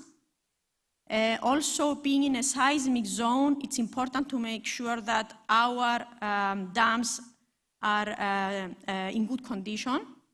What we can see here in red are the points with faster movement. This is the red points are concentrated at the highest points along the dam, which is normal to expect higher movements there. And in no way I imply there is a problem here. It's quite normal to have some movements on dams, but it is also important to monitor them. So there's no problem with this specific dam, but it's interesting to see the detection of slow movement along the dam. And this is another example and how this is related to climate change. This is an example of movements in the Aglangia High School in Nicosia. So what we can see here, we can see these graphs showing up and down movements. And this is due to the occurrence of swelling clays in the area. Swelling clays is a particular type of clay that has a characteristic of showing uplift and subsidence.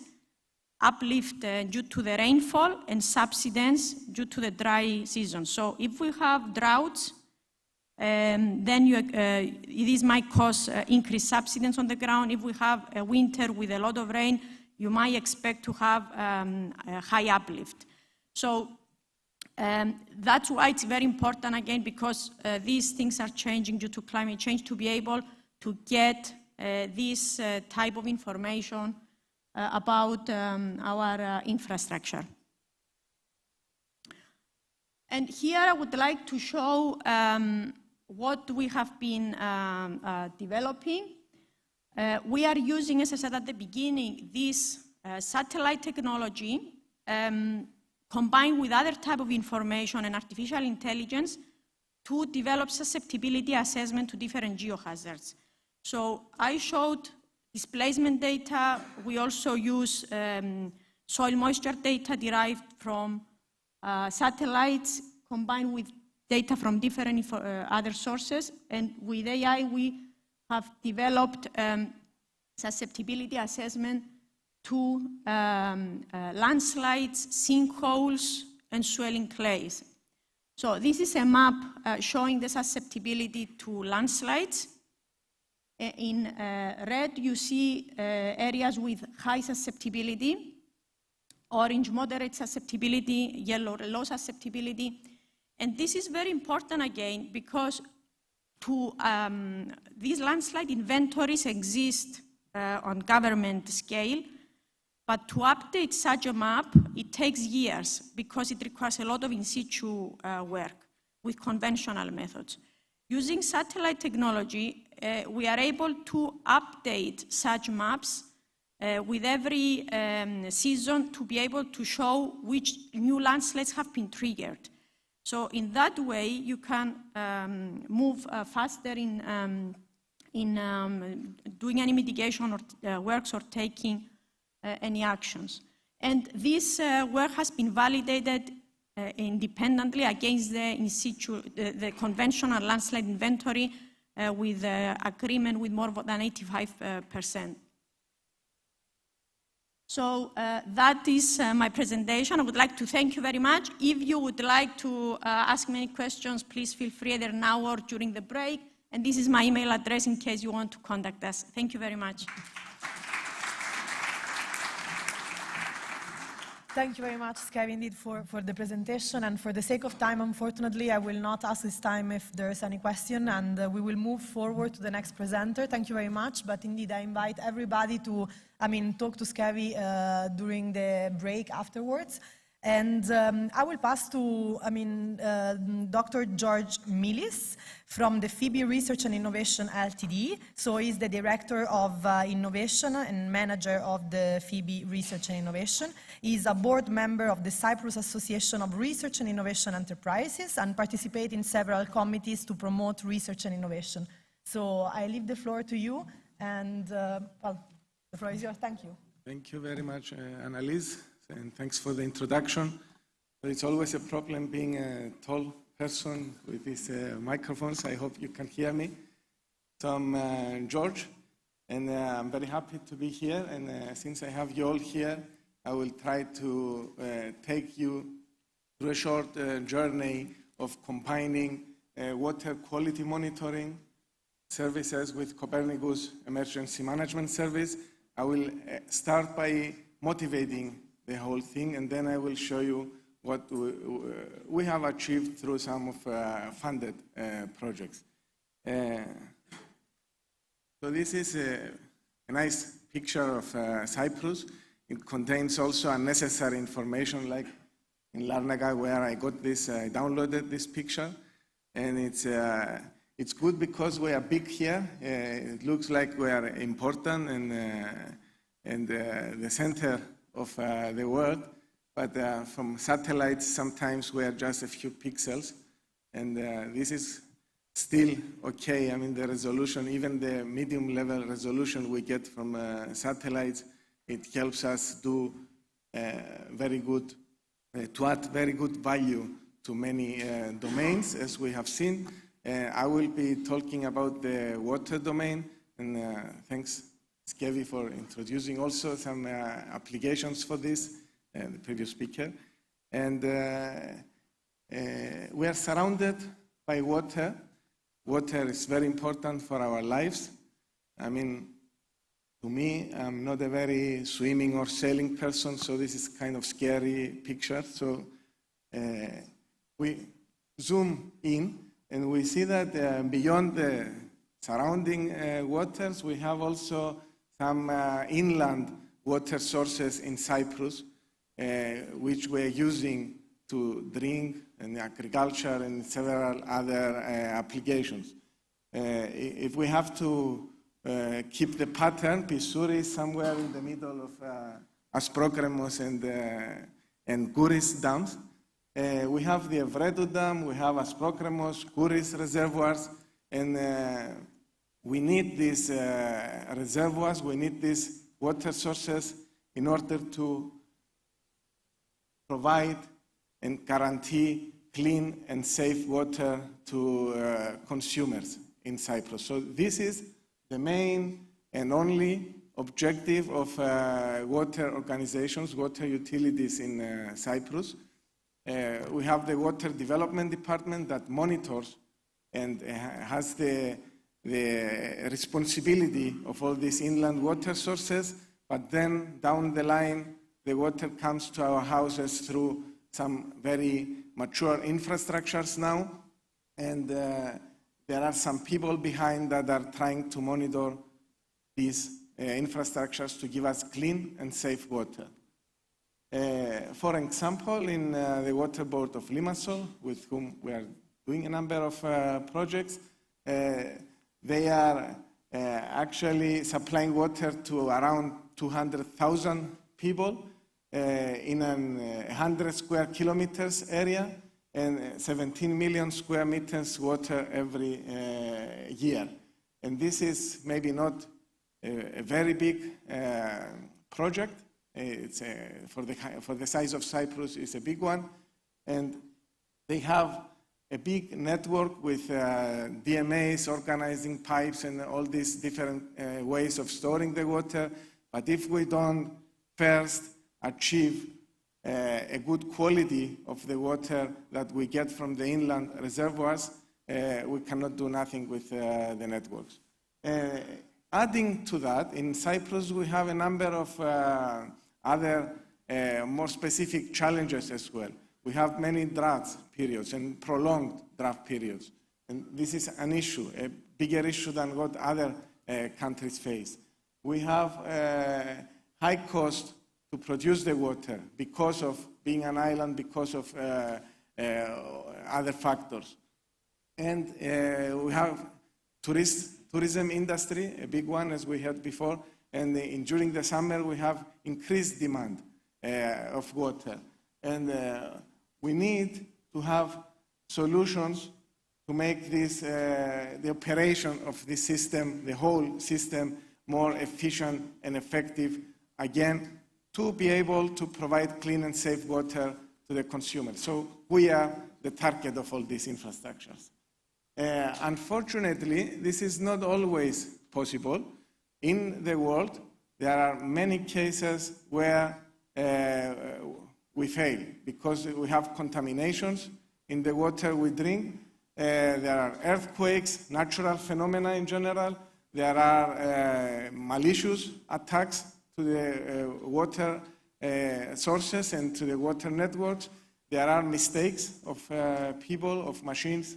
And we have, let me say, recently we also had the earthquake in Turkey where there was a lack of clean water due to this. And before these contamination events cost a lot. Maybe they do not happen quite frequently, but if they happen, they cost a lot to our lives, to insurance companies, to the states, and why does that change? And even if we have serious events with deaths, this goes to thousands of euros per consumer. Now, the way we were doing the sampling, this is in general, but let me focus on the inland water sources. In order to sample the water and take and observe the quality, we go to take samples using drones. We can have cameras and take pictures. We can put in situ sensors and measure in specific locations. We can go every week, every month, every few months. This is the situation now in reality. But it's very costly. It costs a lot. So we need to use our remote eyes. And this is where the Earth observation comes, the Copernicus missions, and also other kind of missions, contributing missions that we had earlier as well. Fortunately, we saw earlier as well from the previous speaker, and we have also here other efforts that we have remote, we have platforms that take all this data from Sentinels and other missions, and we can apply machine learning techniques, models of the land, and find interesting, useful information. So it's something that, as we heard before, it costs less because the satellites are there and they are taking pictures of us. It's faster. It sounds strange. It's only every few days sometimes, but it's faster because it costs a lot to have the same level of information and the same granularity of information with any other measuring method. And I would say that the satellite data here we use mostly for prevention and preparedness rather than for acting an emergency. Of course, there are use cases for using them in acting and also in the aftermath situations, but mostly it's an important tool to prevent, to avoid having these contaminations going to the water network and coming to our houses. After now this observing through the satellites. Then we have other tools to go to the emergency field. We have other projects like the PathosEarth project. It's again an EU-funded project where we go down to an emergency field, of course related to water here, and we have also sensors that are measuring pathogens like E. coli, Pseudomonas aeruginosa, and with this information combined with satellite data, we can do analysis and extract knowledge. But in the water sector, like in any other sectors, there is always the problem of the data. A lot of data, as we heard earlier, sometimes we don't know what to do with all this data. We have data from the satellites, we have data from in situ measurements, different timestamps, different kinds of formats, technically, semantically different. So we have another project, Waterverse project. It's a rather new project, again, EU funded, for creating the water data spaces. So organizing all this data by dealing with anonymization, dealing with cleanliness of the data, validation, synchronization, semantic matching, etc., harmonization. So all these different problems are to guarantee clean and safe water to the consumers, as we heard earlier. The different consortia and different kind of technologies are able to help us to solve these problems. And if we manage to clean the data and have them in a format that we can analyze, we have other projects like the DigiWater project. This is funded from the Cyprus Research and Innovation Foundation to help us create a digital twin of the water network now. So we have data, we have the mathematical models of the network, and we use the models of the network in order to estimate things and forecast things and run what-if scenario. For instance, what will change if I switch off that valve there? How do I affect my consumers? Or what will happen if I introduce this satellite, this remote sensing data to my analysis? How am I going to be able to estimate better the situation in the network? So we arrive to making sense of the data, satellite and Earth observation and non-Earth observation data. Going back now to linking the satellite data with the Copernicus Emergency Management Services, we have the WQMS project. It's a project that is completing. It's ending now in June. It has managed to develop a nice set of services within a platform. You will have the chance to see it if you want. And it develops services to analyze the data from the satellites, but at the same time, these services are developed in a way that can be integrated within the Copernicus Emergency Management Service, and this is something we are pursuing already. We are in contact with responsible people, and we hope that in the near future, people across the globe will be able to use this kind of services to monitor their inland water sources. So WQMS has developed a range of functionalities. All of them are dealing with the quality of the water, of the inland water sources with which we started. Detection of quality features, chlorophyll, turbidity of the water, etc. from the satellite data, detection of bloom events, algae bloom, detection of changes in the land water, in the points at transition zones, detection of extreme events, oil spills, etc. And also we introduced the notion of crowdsourcing, collecting Twitter and also manual reporting. to use in addition to the satellite data. And then this will we make them available through map navigators, like the one that Skevi showed before, through catalogs, through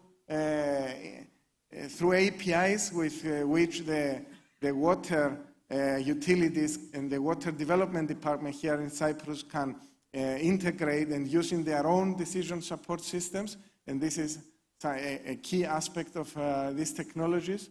And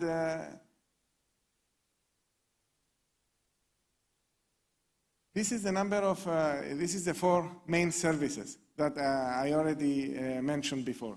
It's the water quality features monitoring, the bloom events detection, land water transition zone detection, and extreme events. You can visit, this is, if you take a picture of the slide, the platform there is operational. You can contact me or the coordinators of the project to get access to this platform and test these services. It has on-demand products. Like I order for specific area. I can upload also my shapefiles, my geographical information, and get data on demand, analysis of the data on demand, or I can use this to run continuously some area if I have it already. And of course, the other services that I mentioned. And in addition, we have a training service on this address. It's open, it's free. So all this I have mentioned, you go to the training service and you not only you get reading information, but also some assessment exercises so that you become familiar with all the concepts, background concepts, and the services of the project. And this is always a work that is done by many people from industry, from academia, etc. And these were the 4 projects I mentioned. And with this, I thank you for your time. Any questions? The moderator.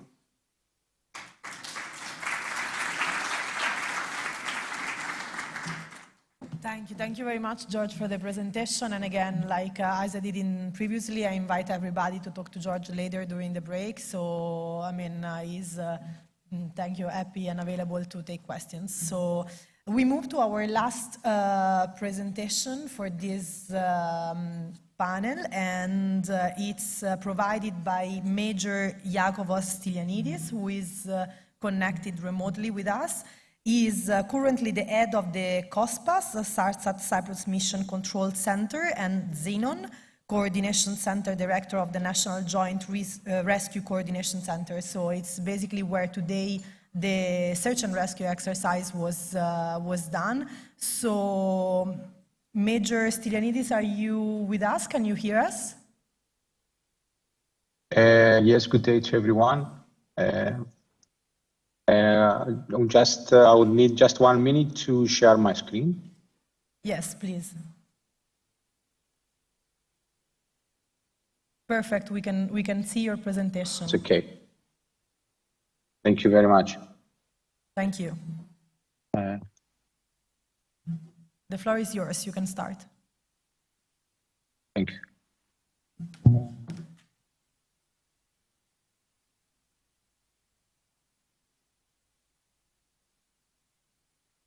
I apologize. I have a little problem.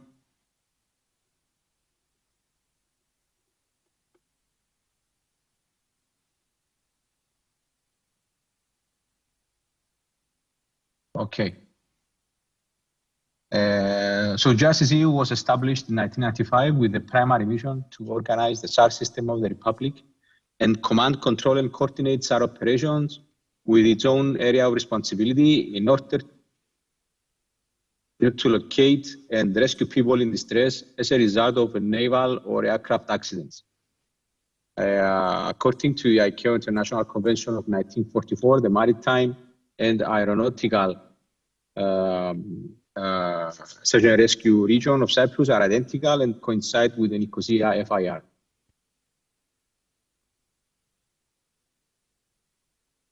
The Justice Commander falls directly under the Ministry of Defense, while under his command operate on a 24/7 basis the SAR Operation Center of the JRCC, the Xenon Coordination Center, the Cyprus Coastal Station, the SAR Training Center, and the Cyprus Mission Control Center of COSPA SARSA. I want to highlight that the collocation of the services reduces the running cost and increases the effectiveness of the service provided. Both our national law and SAR plan define the primary and the secondary SAR units. The primary airborne SAR units are the helicopters of the 460 SAR Squadron and the 4 Helos of Cyprus Police Aviation Unit, while the maritime units of the Navy Command and the Port and Marine Police are defined as the primary ones for maritime environment. All SAR units in readiness should be able to deploy within a maximum time of 30 minutes. Also, the Disaster Response Special Unit of the Fire Service is defined as a primary SAR unit.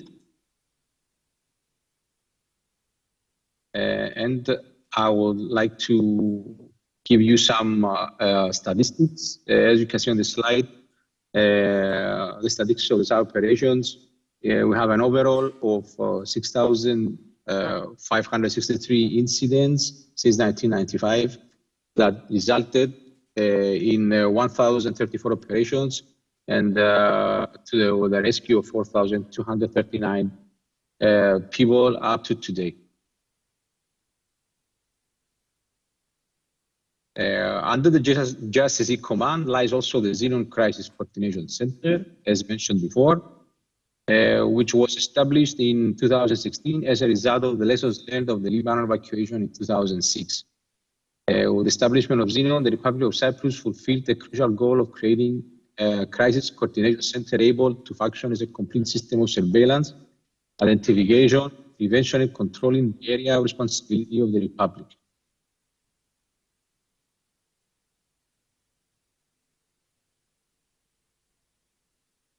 Okay. Xenon is a multitasking center where operations can be executed for controlling migration flows and coordinating potential mass reception of refugees and migrants from the Middle East. A coordination cell in case of a non-combatant evacuation operation, as well as a national crisis coordination center in order to deal with man-made or natural disasters. At this point, I would like to highlight that the evacuation of non-combatants from Sudan was coordinated from Xenon, evacuating more than 2,600 persons.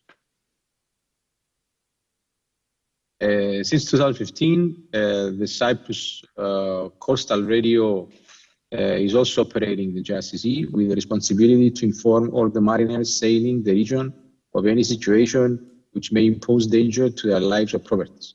This information and service contains weather forecasts, medical advice, navigation, warnings, navtex, etc. The latest addition of the center is the new SAR Training Center. The JRCC acknowledged the lack of a certified SAR Training Center not only on a national level but also internationally, and proceeded in cooperation with the Civil Aviation Academy to the establishment of a high-tech center with dedicated SAR simulators, aiming to provide certified SAR training courses with the support of ICAO.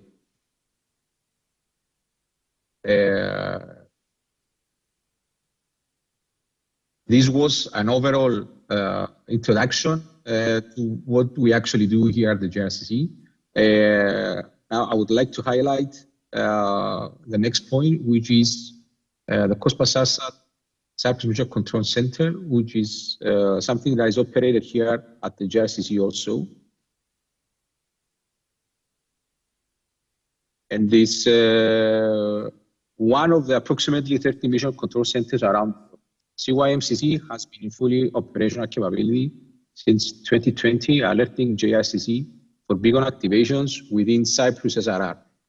The CYMCC operates as an element of the COSPA SARSA system, of which you can see the flow of information on the screen. The main flow it starts with a beacon activation, as you can see in number 1, which broadcasts a signal, a distress signal, and which is relayed by the satellites down to Earth, picked up by the local user terminal, which are ground stations, and forwarded to the associated Mission Control Center. And the Mission Control Center is responsible to distribute the alerts to the competent RCC, as we will see next on the short video that we have.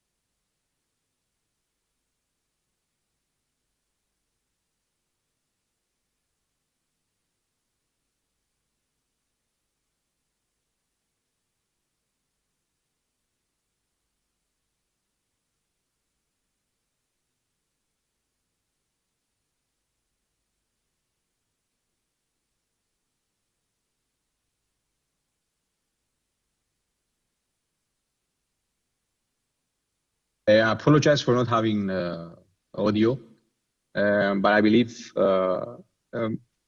you understood exactly what is going on.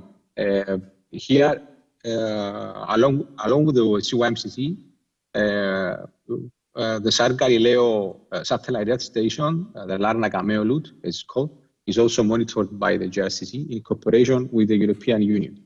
The station tracks medium Earth orbit satellites. It is one of the 4 EU stations located in Spitsbergen, Maspalomas, and La Reunion Islands in the Indian Ocean. Here you can see a photo of the Meolud, and you can see the 4 antennas that track 4 different medium Earth satellites at each time.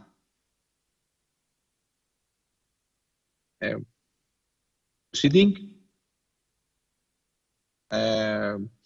Some points that I believe it will be good to mention. This is from our experience, that during SAR operations, but also through a cooperation with all the agencies that will be mobilized to confront a crisis or an incident, we can provide our inputs regarding how space technology could enhance and help make the operations more efficient and in a much less time.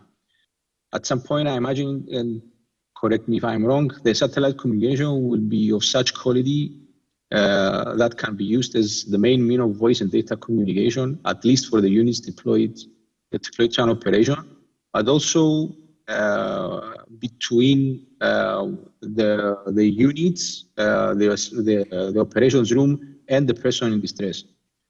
The SAR Galileo RLS, the return link service, is a useful tool that offers additional time to units to mobilize and save the person or persons in distress. Also, it's a first step to two-way communication, at least in the framework of COSPAS SARSAT, providing the capability to exchange preset messages with the beacon owner, gathering information about the health status, the incident nature, the number of persons in distress, etc. While in the future, the capability to communicate with the person in distress by texting might be possible to be adapted. Just to say a few words, the return link service is a service that provides the capability to the RCCs to inform the person in distress that the SAR operations have commenced, something that prolongs the survivability of the people in danger. Additionally, we are currently using the satellite tracking of SAR assets, but we strongly believe that the near real-time high-resolution image from said source on satellites will be the most beneficial, especially at open sea, but also during disasters such as earthquakes, tsunamis, sea pollution, etc. The fast, reliable, and detailed information, but also the uninterrupted provision of internet help the decision makers to be more efficient by localizing, identifying, and assessing the situation rapidly. On the screen, you can also see our website, which you can find useful information, such as no terms and navigation warnings for our area of responsibility.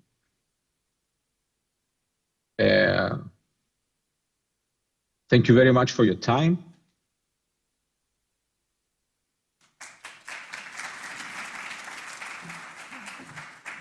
Thank you very much, Major Stylianidis, for the presentation and for illustrating a little bit the possibilities and what the center it's currently doing. So, unfortunately, given that we are lagging a little bit behind, we need to skip the Q&A session. But actually, I mean, all the speakers will be here around. So once again, please don't hesitate to go to them and ask your questions. So now I will give 10 minutes time for a coffee break. So actually everybody can indeed take a little bit of fresh air. We will be back in 10 minutes. Thank you.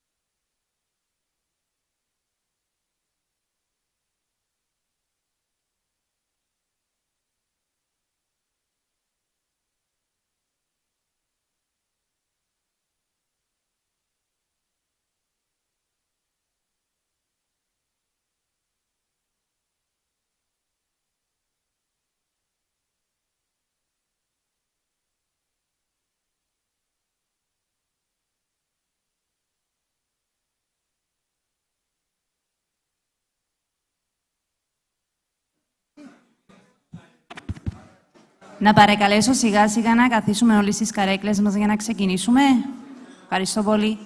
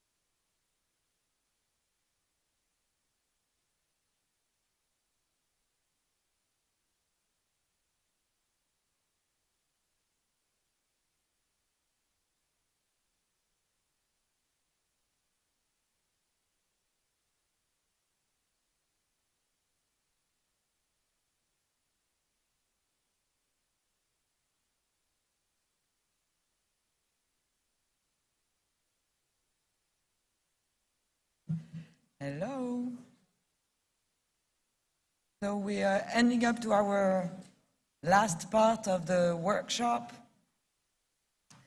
We've heard this morning how many applications we could have with Copernicus, how many applications and great achievement can apply thanks to the EU space program. We had the last presentation, and I can tell you, after the exercise of this morning with the Cypriot authorities, indeed, space is wonderfully useful, not only to save people, but to ensure that climate change is properly mitigated. So, but all these, in order to ensure that all this is properly done, then we need to make sure that there is a real political push. And for this real political push, that's why we had the pleasure of we were supposed to welcome the Deputy Minister for Research, Innovation and Digital Policy, Mr. Haji Zakarias, but unfortunately he's been called to the House of the Parliament. So he's been nicely and professionally replaced by Mr. Komodoromos, who's Director of the Department of Electronic Communications. Please.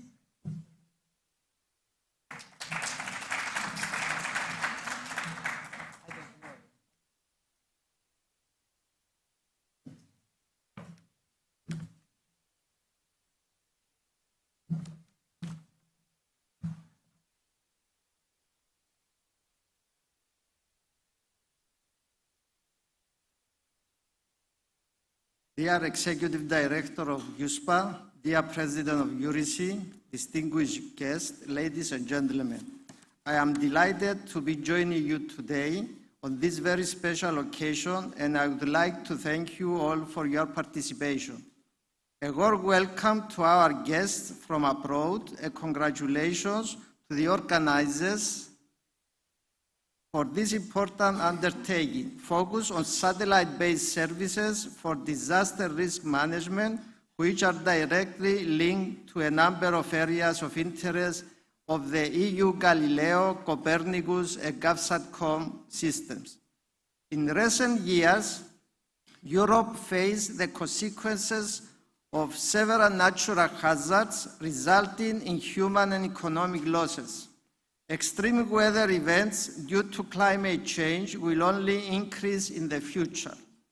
The rapid growth in the use of satellite applications has the potential to mitigate the impact of climate change and related hazards. Earth observations, global navigation satellite systems, and satellite communications all support crucial phases of disaster risk management, from prevention and preparedness to response and recovery. Dear friends, investing in space means investing in present and in the future.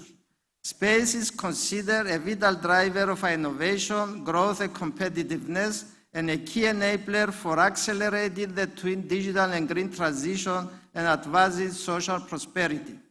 The huge amounts of information provided by Earth observation satellite systems can be used in a variety of areas, and one of these is the disaster risk management addressed today in this workshop. As the 21st century gets further underway, ladies and gentlemen, the space economy and the impact of space activities upon the welfare of humanity are growing and evolving. In fact, the space economy is one of the fastest growing sectors, and according to the Space Foundation, space activity is expected to grow to $634 billion by 2026 from $175 billion in 2005, and eventually become the first economy that will reach the $1 trillion. In this new reality, Cyprus, although small in size, aims to be part of the space revolution, scaling up activities, advancing sharing goals, and paving the way for a sustainable and resilient future. To this end, we have taken a number of steps, such as formulating our national space strategy and developing our national space law to authorize and supervise space activities. In addition, the government supports the creation of a space business incubation center and a local space cluster, while also placing great emphasis on capacity building and space awareness activities. Enhancing our cooperation with the European Space Agency has been crucial to achieving our goals. In the context of the new cooperation agreement with ESA, we have increased our subscription to 2.6 million per year to accelerate the capacity build-up of our industry, thus transitioning earlier to associate membership. Attracting considerable investment, Cyprus has created a growing satellite network, capitalizing on its geostrategic location and aspiring to become a regional telecommunication hub. Our country developed a simple, flexible, and competitive licensing model. As a result, we granted 8 authorizations, resulting in 3 satellites in operation, including Eutelsat.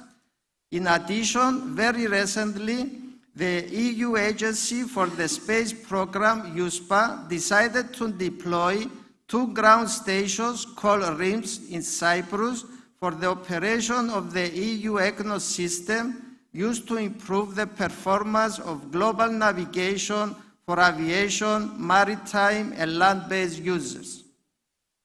Major developments in satellite infrastructure also include a receiving Earth station, part of the search and rescue service of the EU Galileo system for detecting and locating emergency beacons.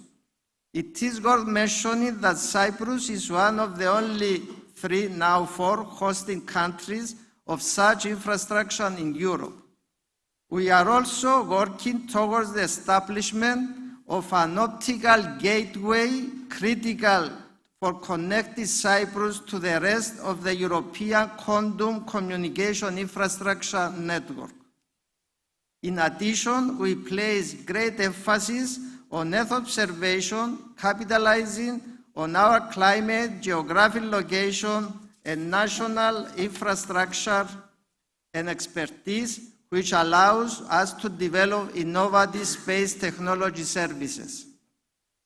Ladies and gentlemen, I truly believe that this conference is a great opportunity to exchange knowledge and expertise and explore opportunities for collaboration so that together we can tackle in the most efficient way such disasters using space technologies and to create a common understanding among national and regional stakeholders of what satellite-based service can bring during the different phases of disaster risk management and to facilitate the use of these services from a national to a European level. Last but not least, I urge the government agencies present here today, which are the front line for the exploitation of space technologies, to benefit from their use in fulfilling their missions in a more efficient way and to offer a new range of quality services to citizens. For the above reasons, the government agencies must have an active role in this effort to promote and exploit space applications and act as a first customer of such services in order to further develop as a space-faring nation, promote security to our citizens, and fulfill our national goals. Once again, thank you for honoring us with your presence, and I wish you all productive deliberation. Thanks a lot for your attention.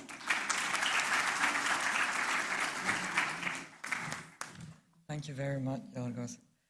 Thank you very much. So, indeed, as it has been said previously, the EU components are quite useful and are used not only because we are financing 100% of Galileo or 75% of Copernicus, but also because this is the opportunity altogether to have the same kind of system within the EU. So that's why the Director General of DG DEFIS in charge of space within the European Commission wanted to be with us. Unfortunately, cannot be physically here, but let's listen to him for a few words, please.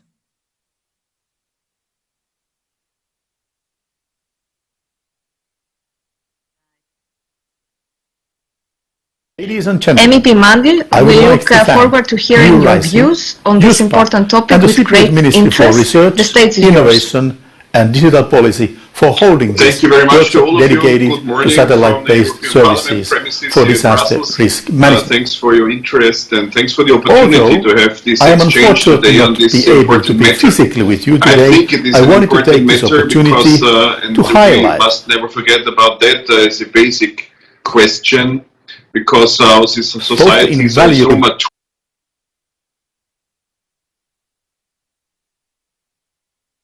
of satellite technologies, of course, supported as we are at this stage.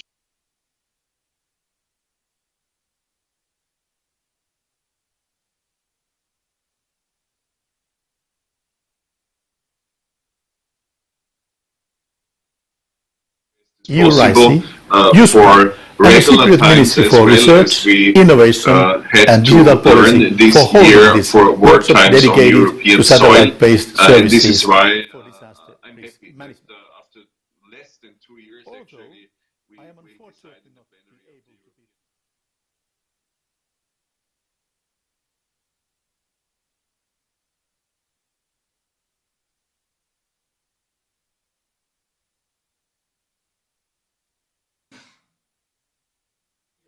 potential regards of satellite in the first technologies place to supported physical by the EU infrastructure. space program. We also have the NIS2 directive in place, which regards to digital infrastructure. And both. All right, so it seems there is an issue there. So instead of waiting, I'm proposing that we're going to the next speaker, who's Rodrigo da Costa. He's the Executive Director of the EU Space Program Agency. And the EU Space Program Agency is implementing concretely the EU Space Program. That's why we ensure the new RIMS in Cyprus, for instance. So Rodrigo, please.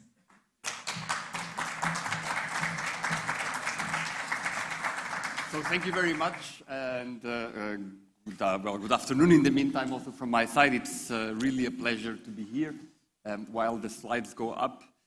It's very good to be home, and I say it's very good to be home because as the EU agency we are home in all the member states of the European Union, and of course we are home also here with you in Cyprus today.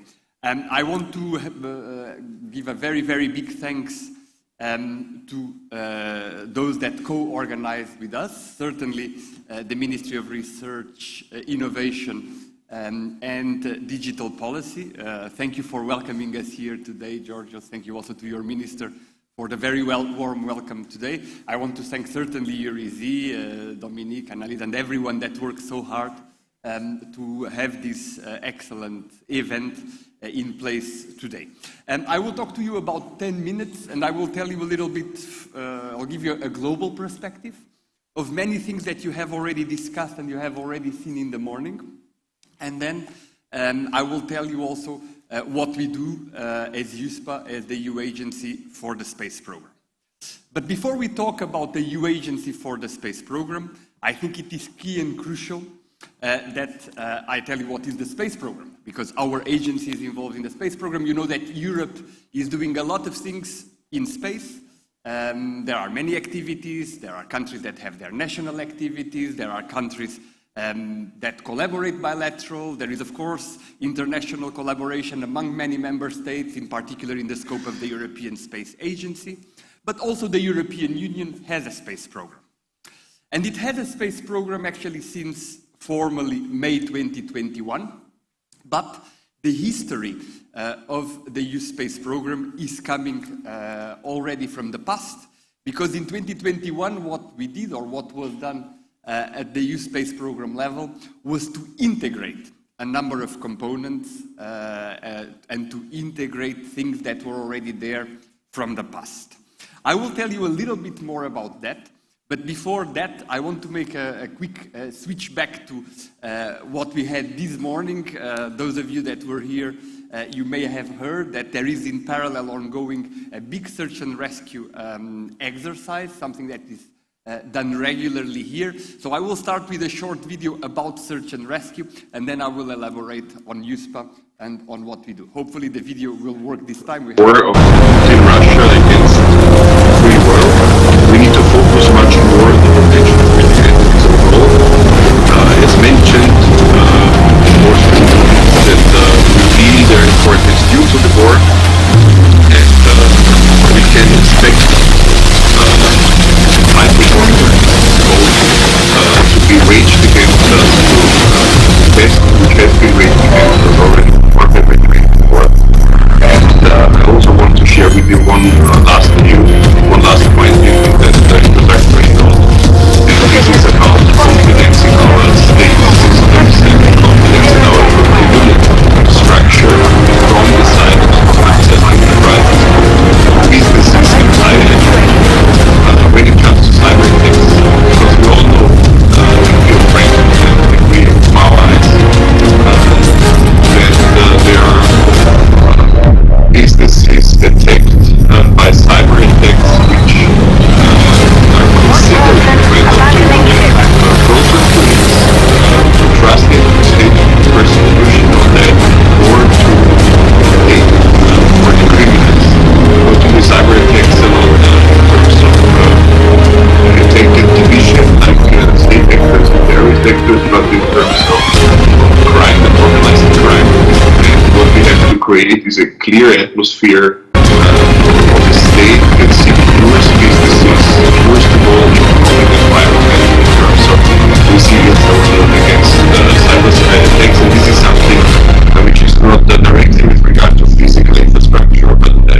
example, for the interconnection between the two legislative fields in order to protect infrastructure in its entirety.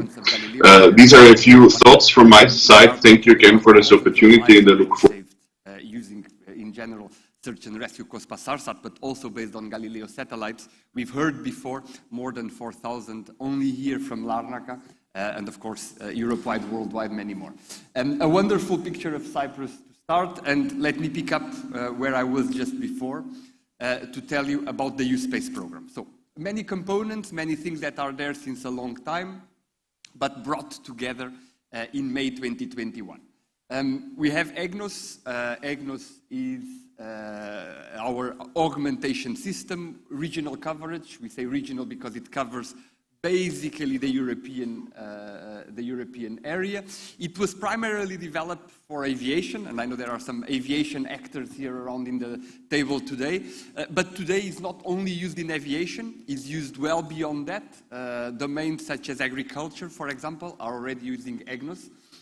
We are developing a maritime service for EGNOS. We are developing rail services for EGNOS. So EGNOS is going beyond its traditional aviation borders, providing, in particular, the safety of life that is a crucial element for this type of systems. We have Galileo, the global navigation satellite system, today with more than 3.5 billion users worldwide. If you have a modern mobile phone, if you have a wearable like a watch for sports, but also in your car or in many other aspects of our daily life, Galileo will be there. You may not notice it, but probably when you came here, if you used a common app in your mobile phone, you actually used Galileo to navigate here.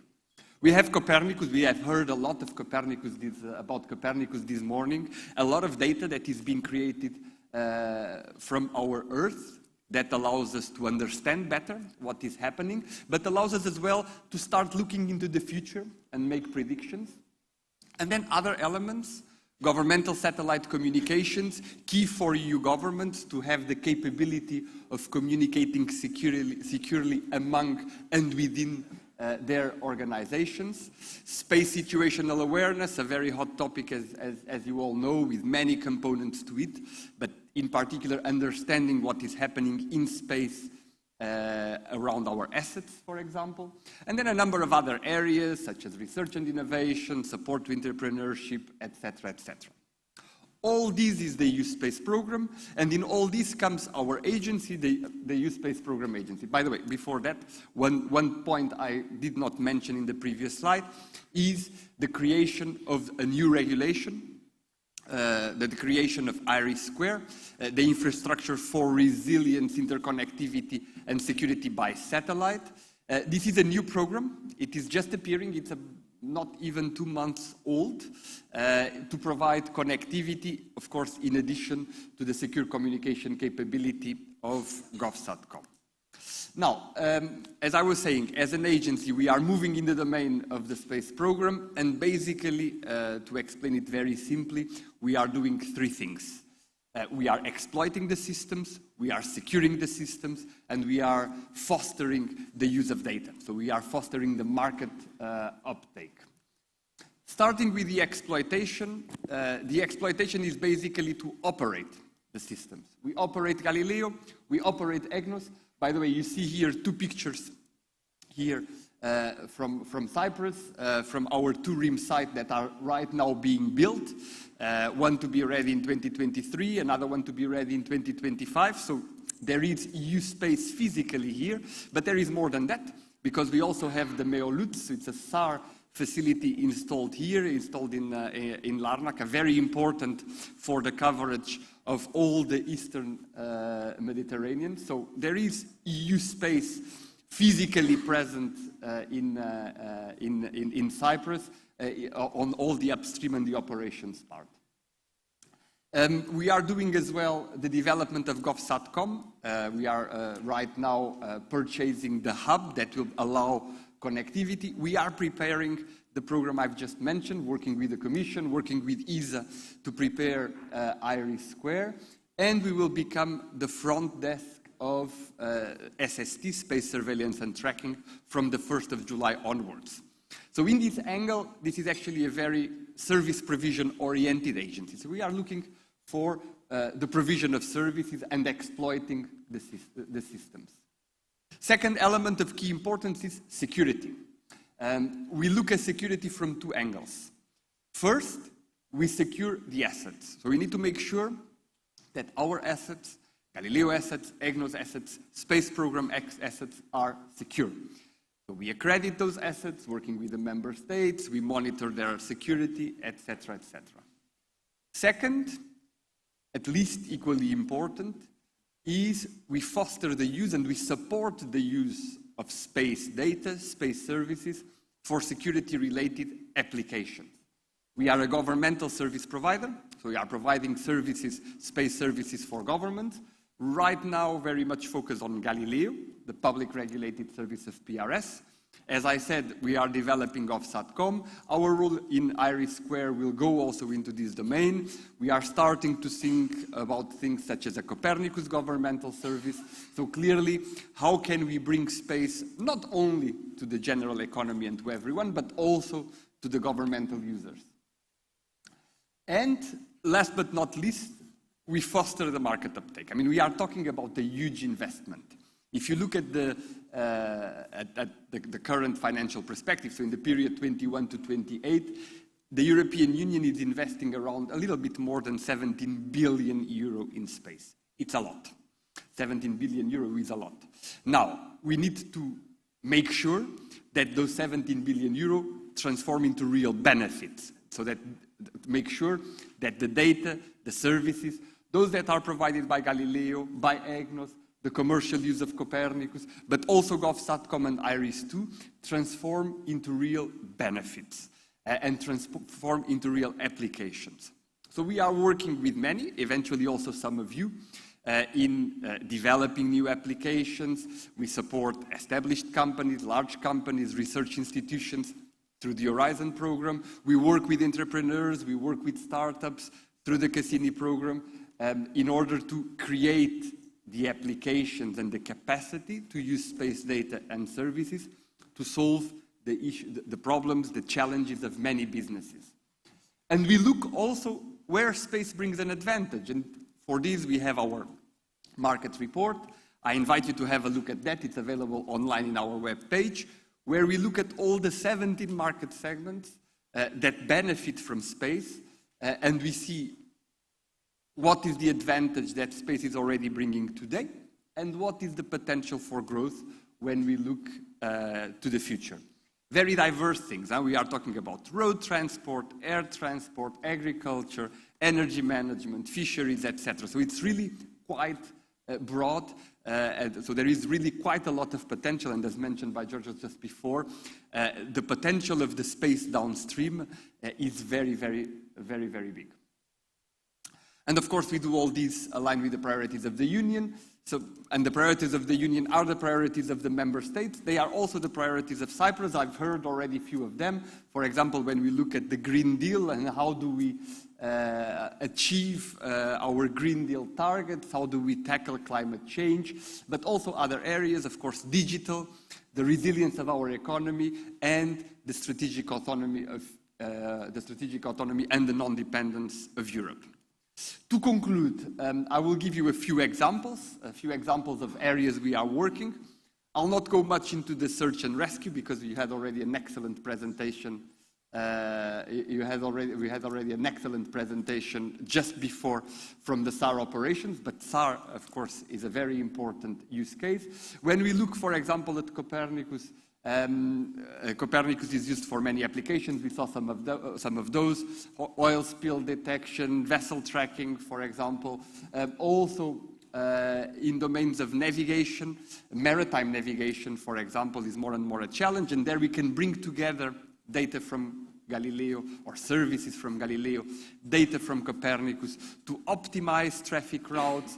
There are many companies, many entrepreneurs working on this domain.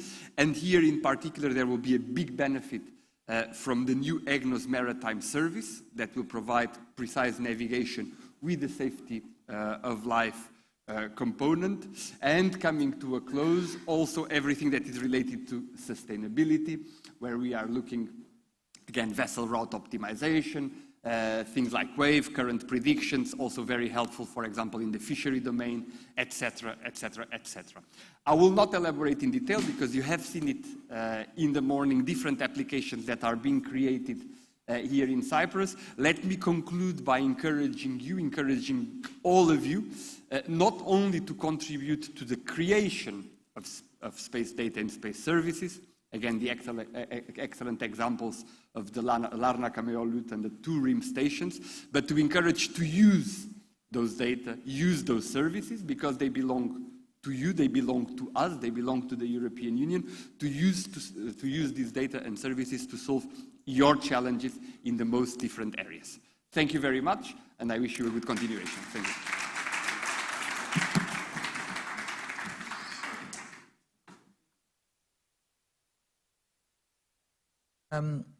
Just to give you an idea, the market report, already 200,000 downloads, so you won't be alone if you download it from our website. Let's have another try with our DG of DG Defi from the Commission, please. Ladies and gentlemen, I would like to thank EURISI, USPA, and the Cypriot Ministry for Research, Innovation and Digital Policy for holding this workshop dedicated to satellite-based services for disaster risk management. Although I am unfortunately not be able to be physically with you today, I wanted to take this opportunity to highlight both the invaluable contribution and the enormous potential of satellite technologies supported by the EU space program in addressing emergencies.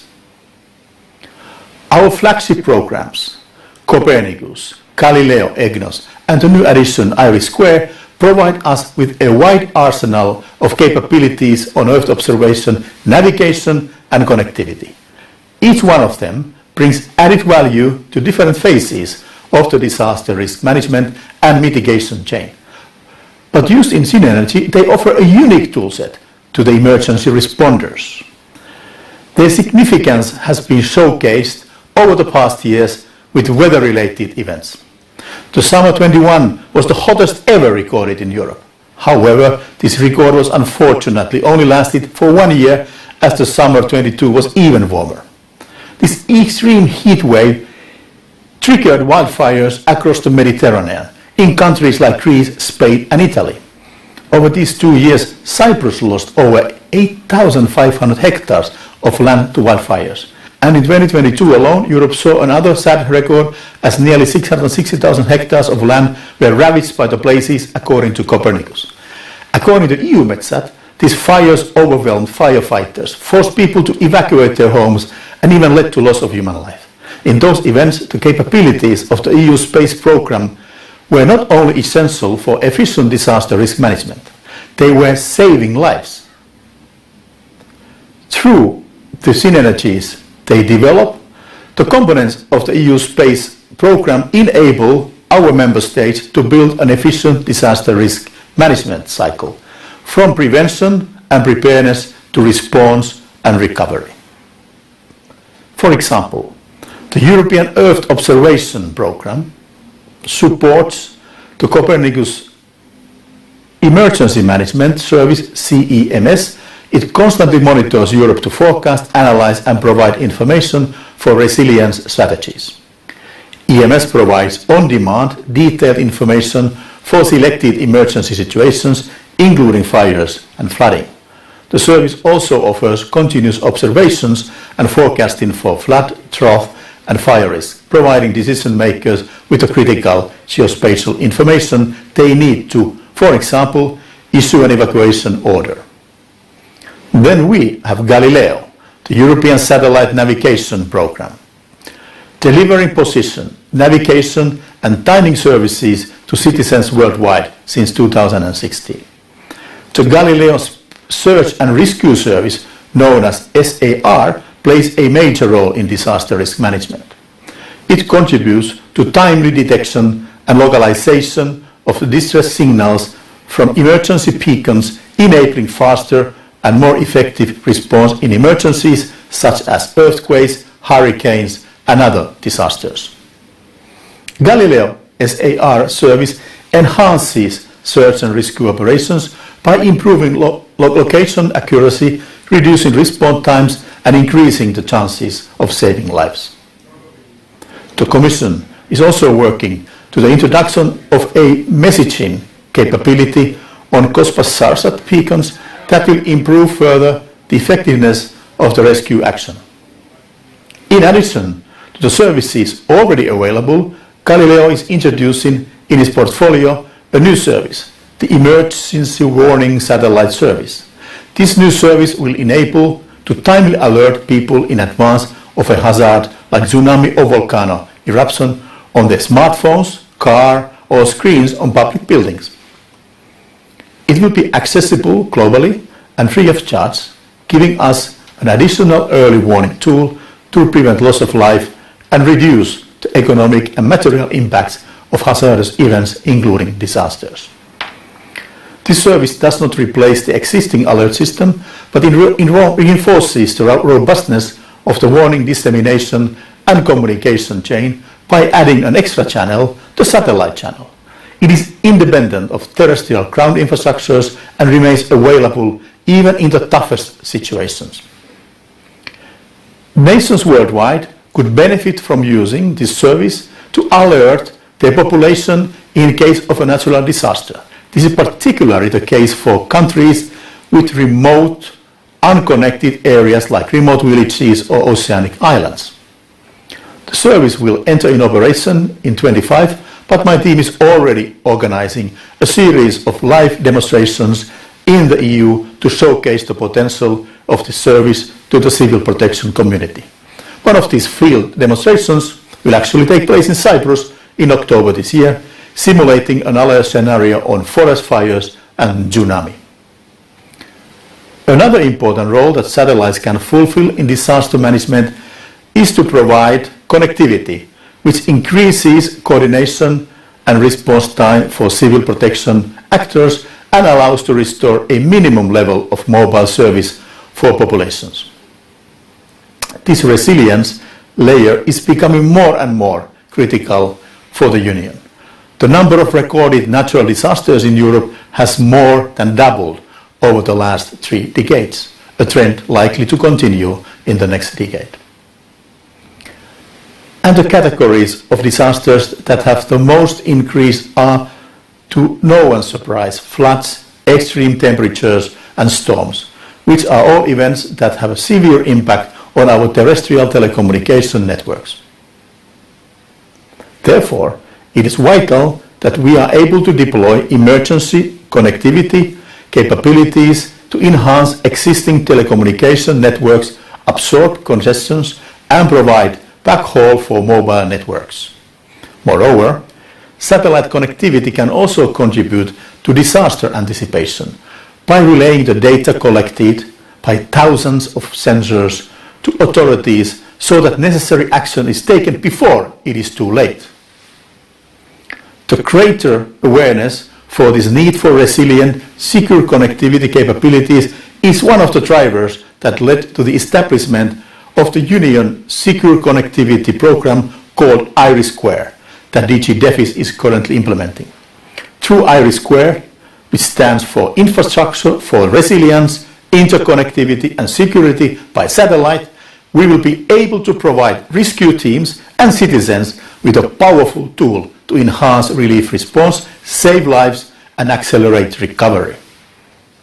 Dear colleagues, it is obvious that the services that the European Union is offering through its space program and IRIS² are at the core of an efficient and effective disaster risk management.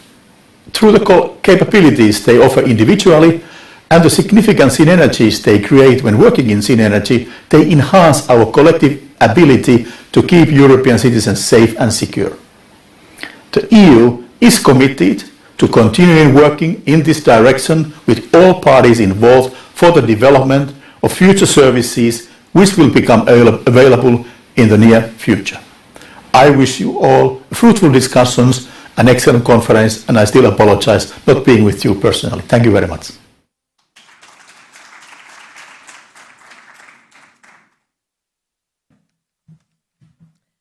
So thank you to all. Now, to conclude this workshop, I would like to invite the person, one of the representative of the organization with whom this event wouldn't have been possible. So I would like to welcome Mrs. Dominique Tielemans, who's honorary senator for Belgium and president of EURISI, of course. Dominique.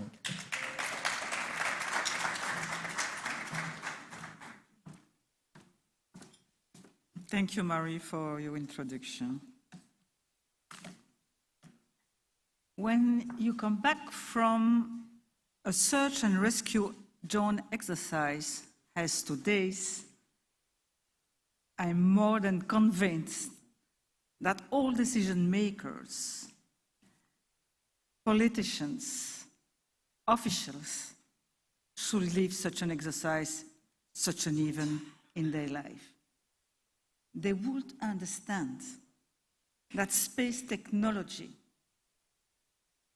is not only a matter of engineers, technicians, but also an important lever for prevention and decision making. Today, I learned a lot. I learned a lot about the ability of the Joint Research Coordination Center to respond to save life in distress. I learned a lot about their professional commitment. I learned a lot about their work ethic, and I thank the staff for its efficiency. Dear Rodrigo, dear Yorio, I must say Giorgio, I must say Yorios, dear colleagues and experts, first, I want congratulate the Minister of Defense, the Deputy Minister of Research, Innovation and Digital Policy, and the administration for the organization of this important search and rescue joint exercise in Cyprus.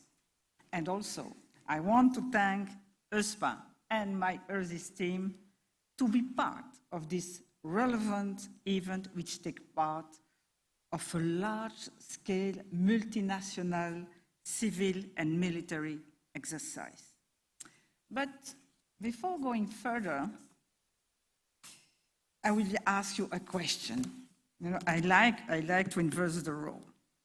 Do you know over the last 2 years how many times the EU member states and non-member states required the activation of the Union Civil Protection Mechanism? Who knows the number? Who gets the number? You have an idea? No?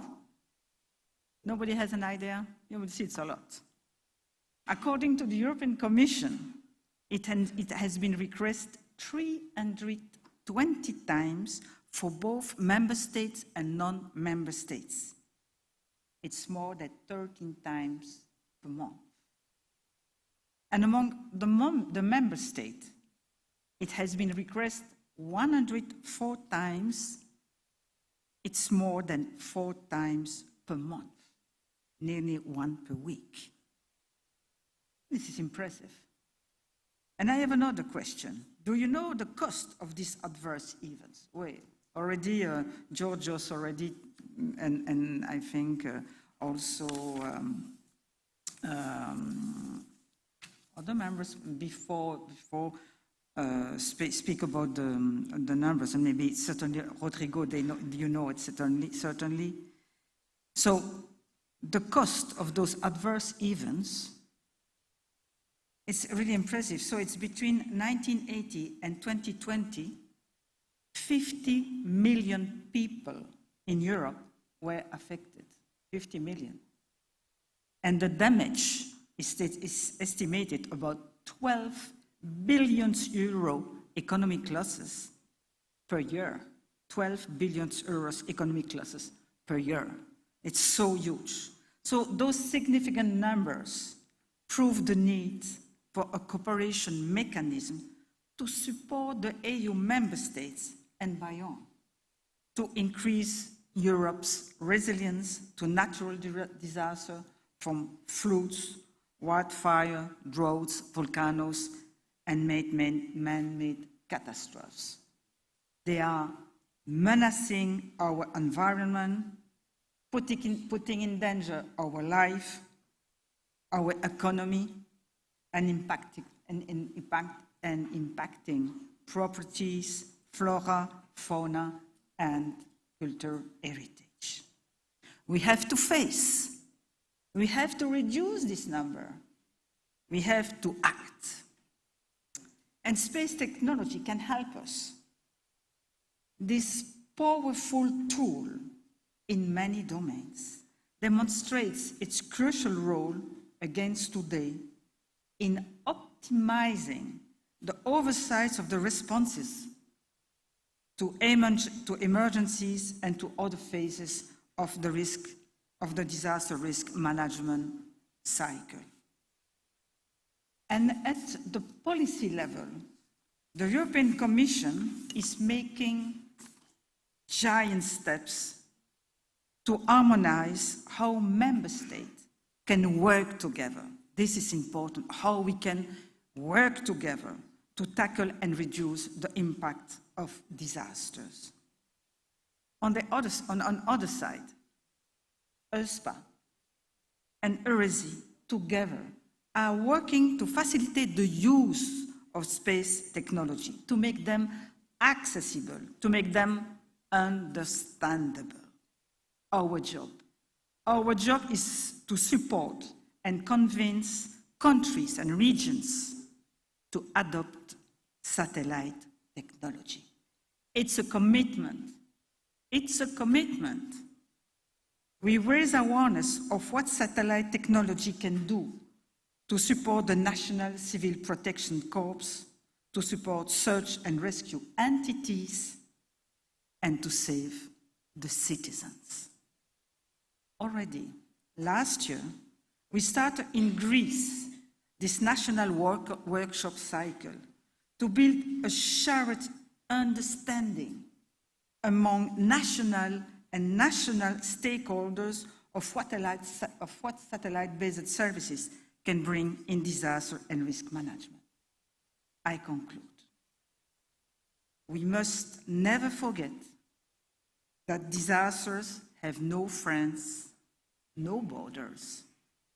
We must never forget that space technology is an incredible ally in meeting both solidarity and cooperation between states in the event of a disaster. We must never forget that space technology is an incredible ally to meet specific national needs in terms of security and autonomy of a country. I thank you.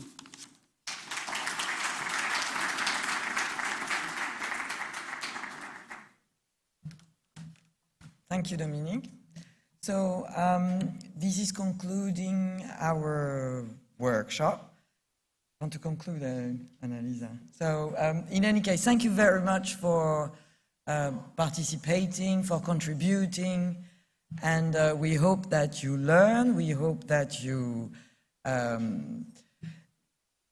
have been interested. Yes.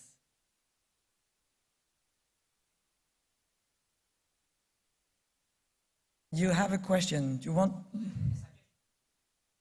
Yes, go ahead. Microphone are coming.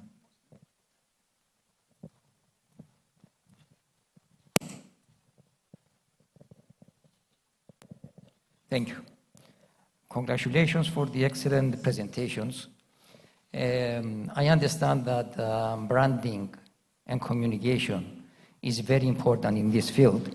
So an idea came to me just a few minutes ago, and I suggest a brand name for all the efforts, which is Space Earth, double S, double E in the middle, one word. So the last letter E is with a capital, Space Earth.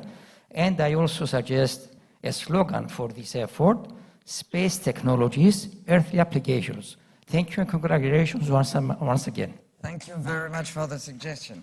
Thank you very much. So, just to conclude, Annalisa, you want to say a few words for the conclusion? So I'll give the floor to Annalisa.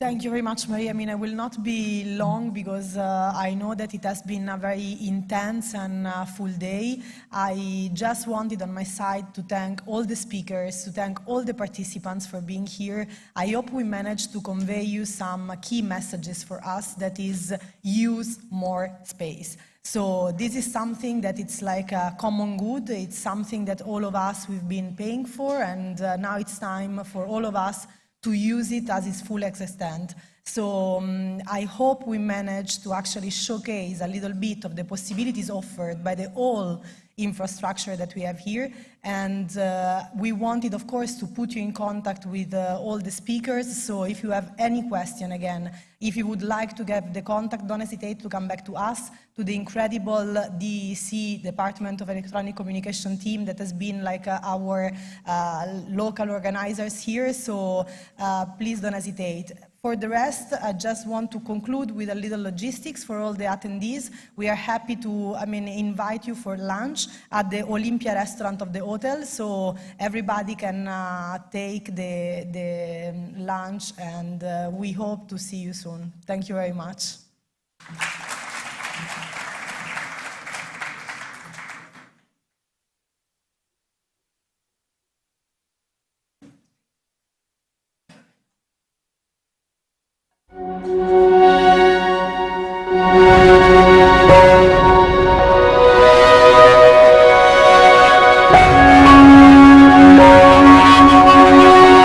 Copernicus is the European Union's Earth observation program, looking at our planet and its environment for the benefit of global citizens.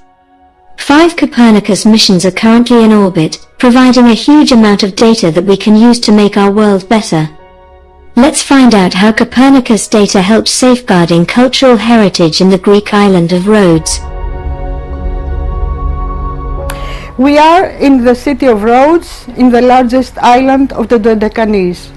The ancient city was founded in 408 BC, and its rich history is still visible today. This area is called Rhodini. We can see here a part of the ancient necropolis, including monumental graves and cave sanctuaries.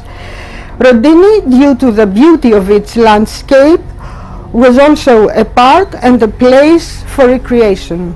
Well, the Roman bridge is one of the few ancient bridges preserved in Greece, and it has been in use from ancient times.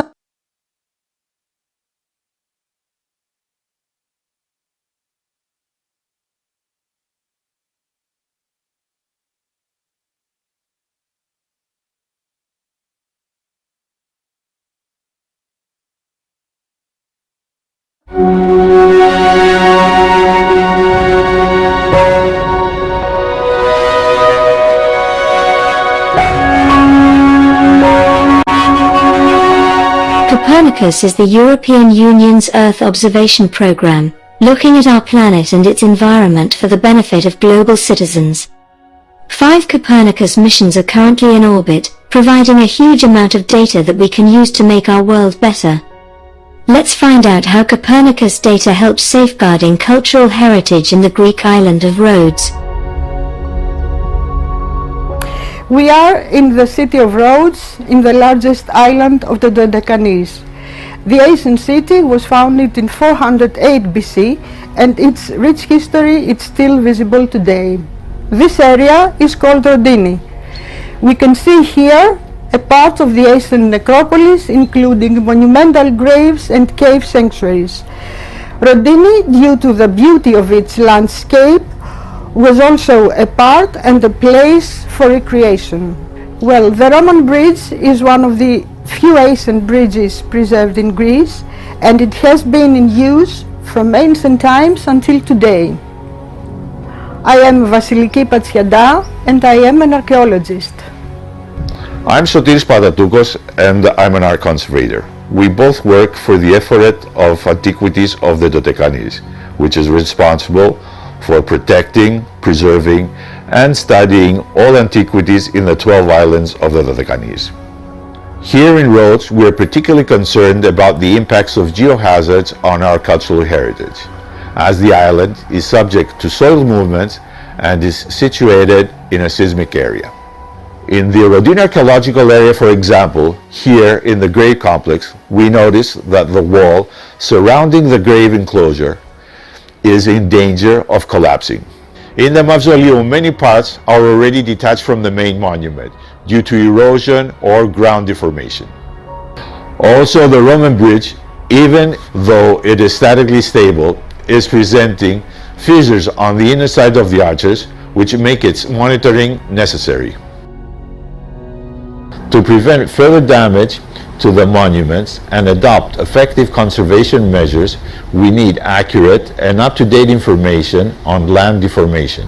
Since 2019, we participate in Hyperion, a project funded by the European Union to create tools to understand the effects of climate change and intense geological phenomena on cultural heritage. I'm Vasilia Karathanasi and I am the director of the Laboratory of Remote Sensing at the National Technical University of Athens. To understand how land moves here, we use data from the Sentinel-1 satellites of the Copernicus program.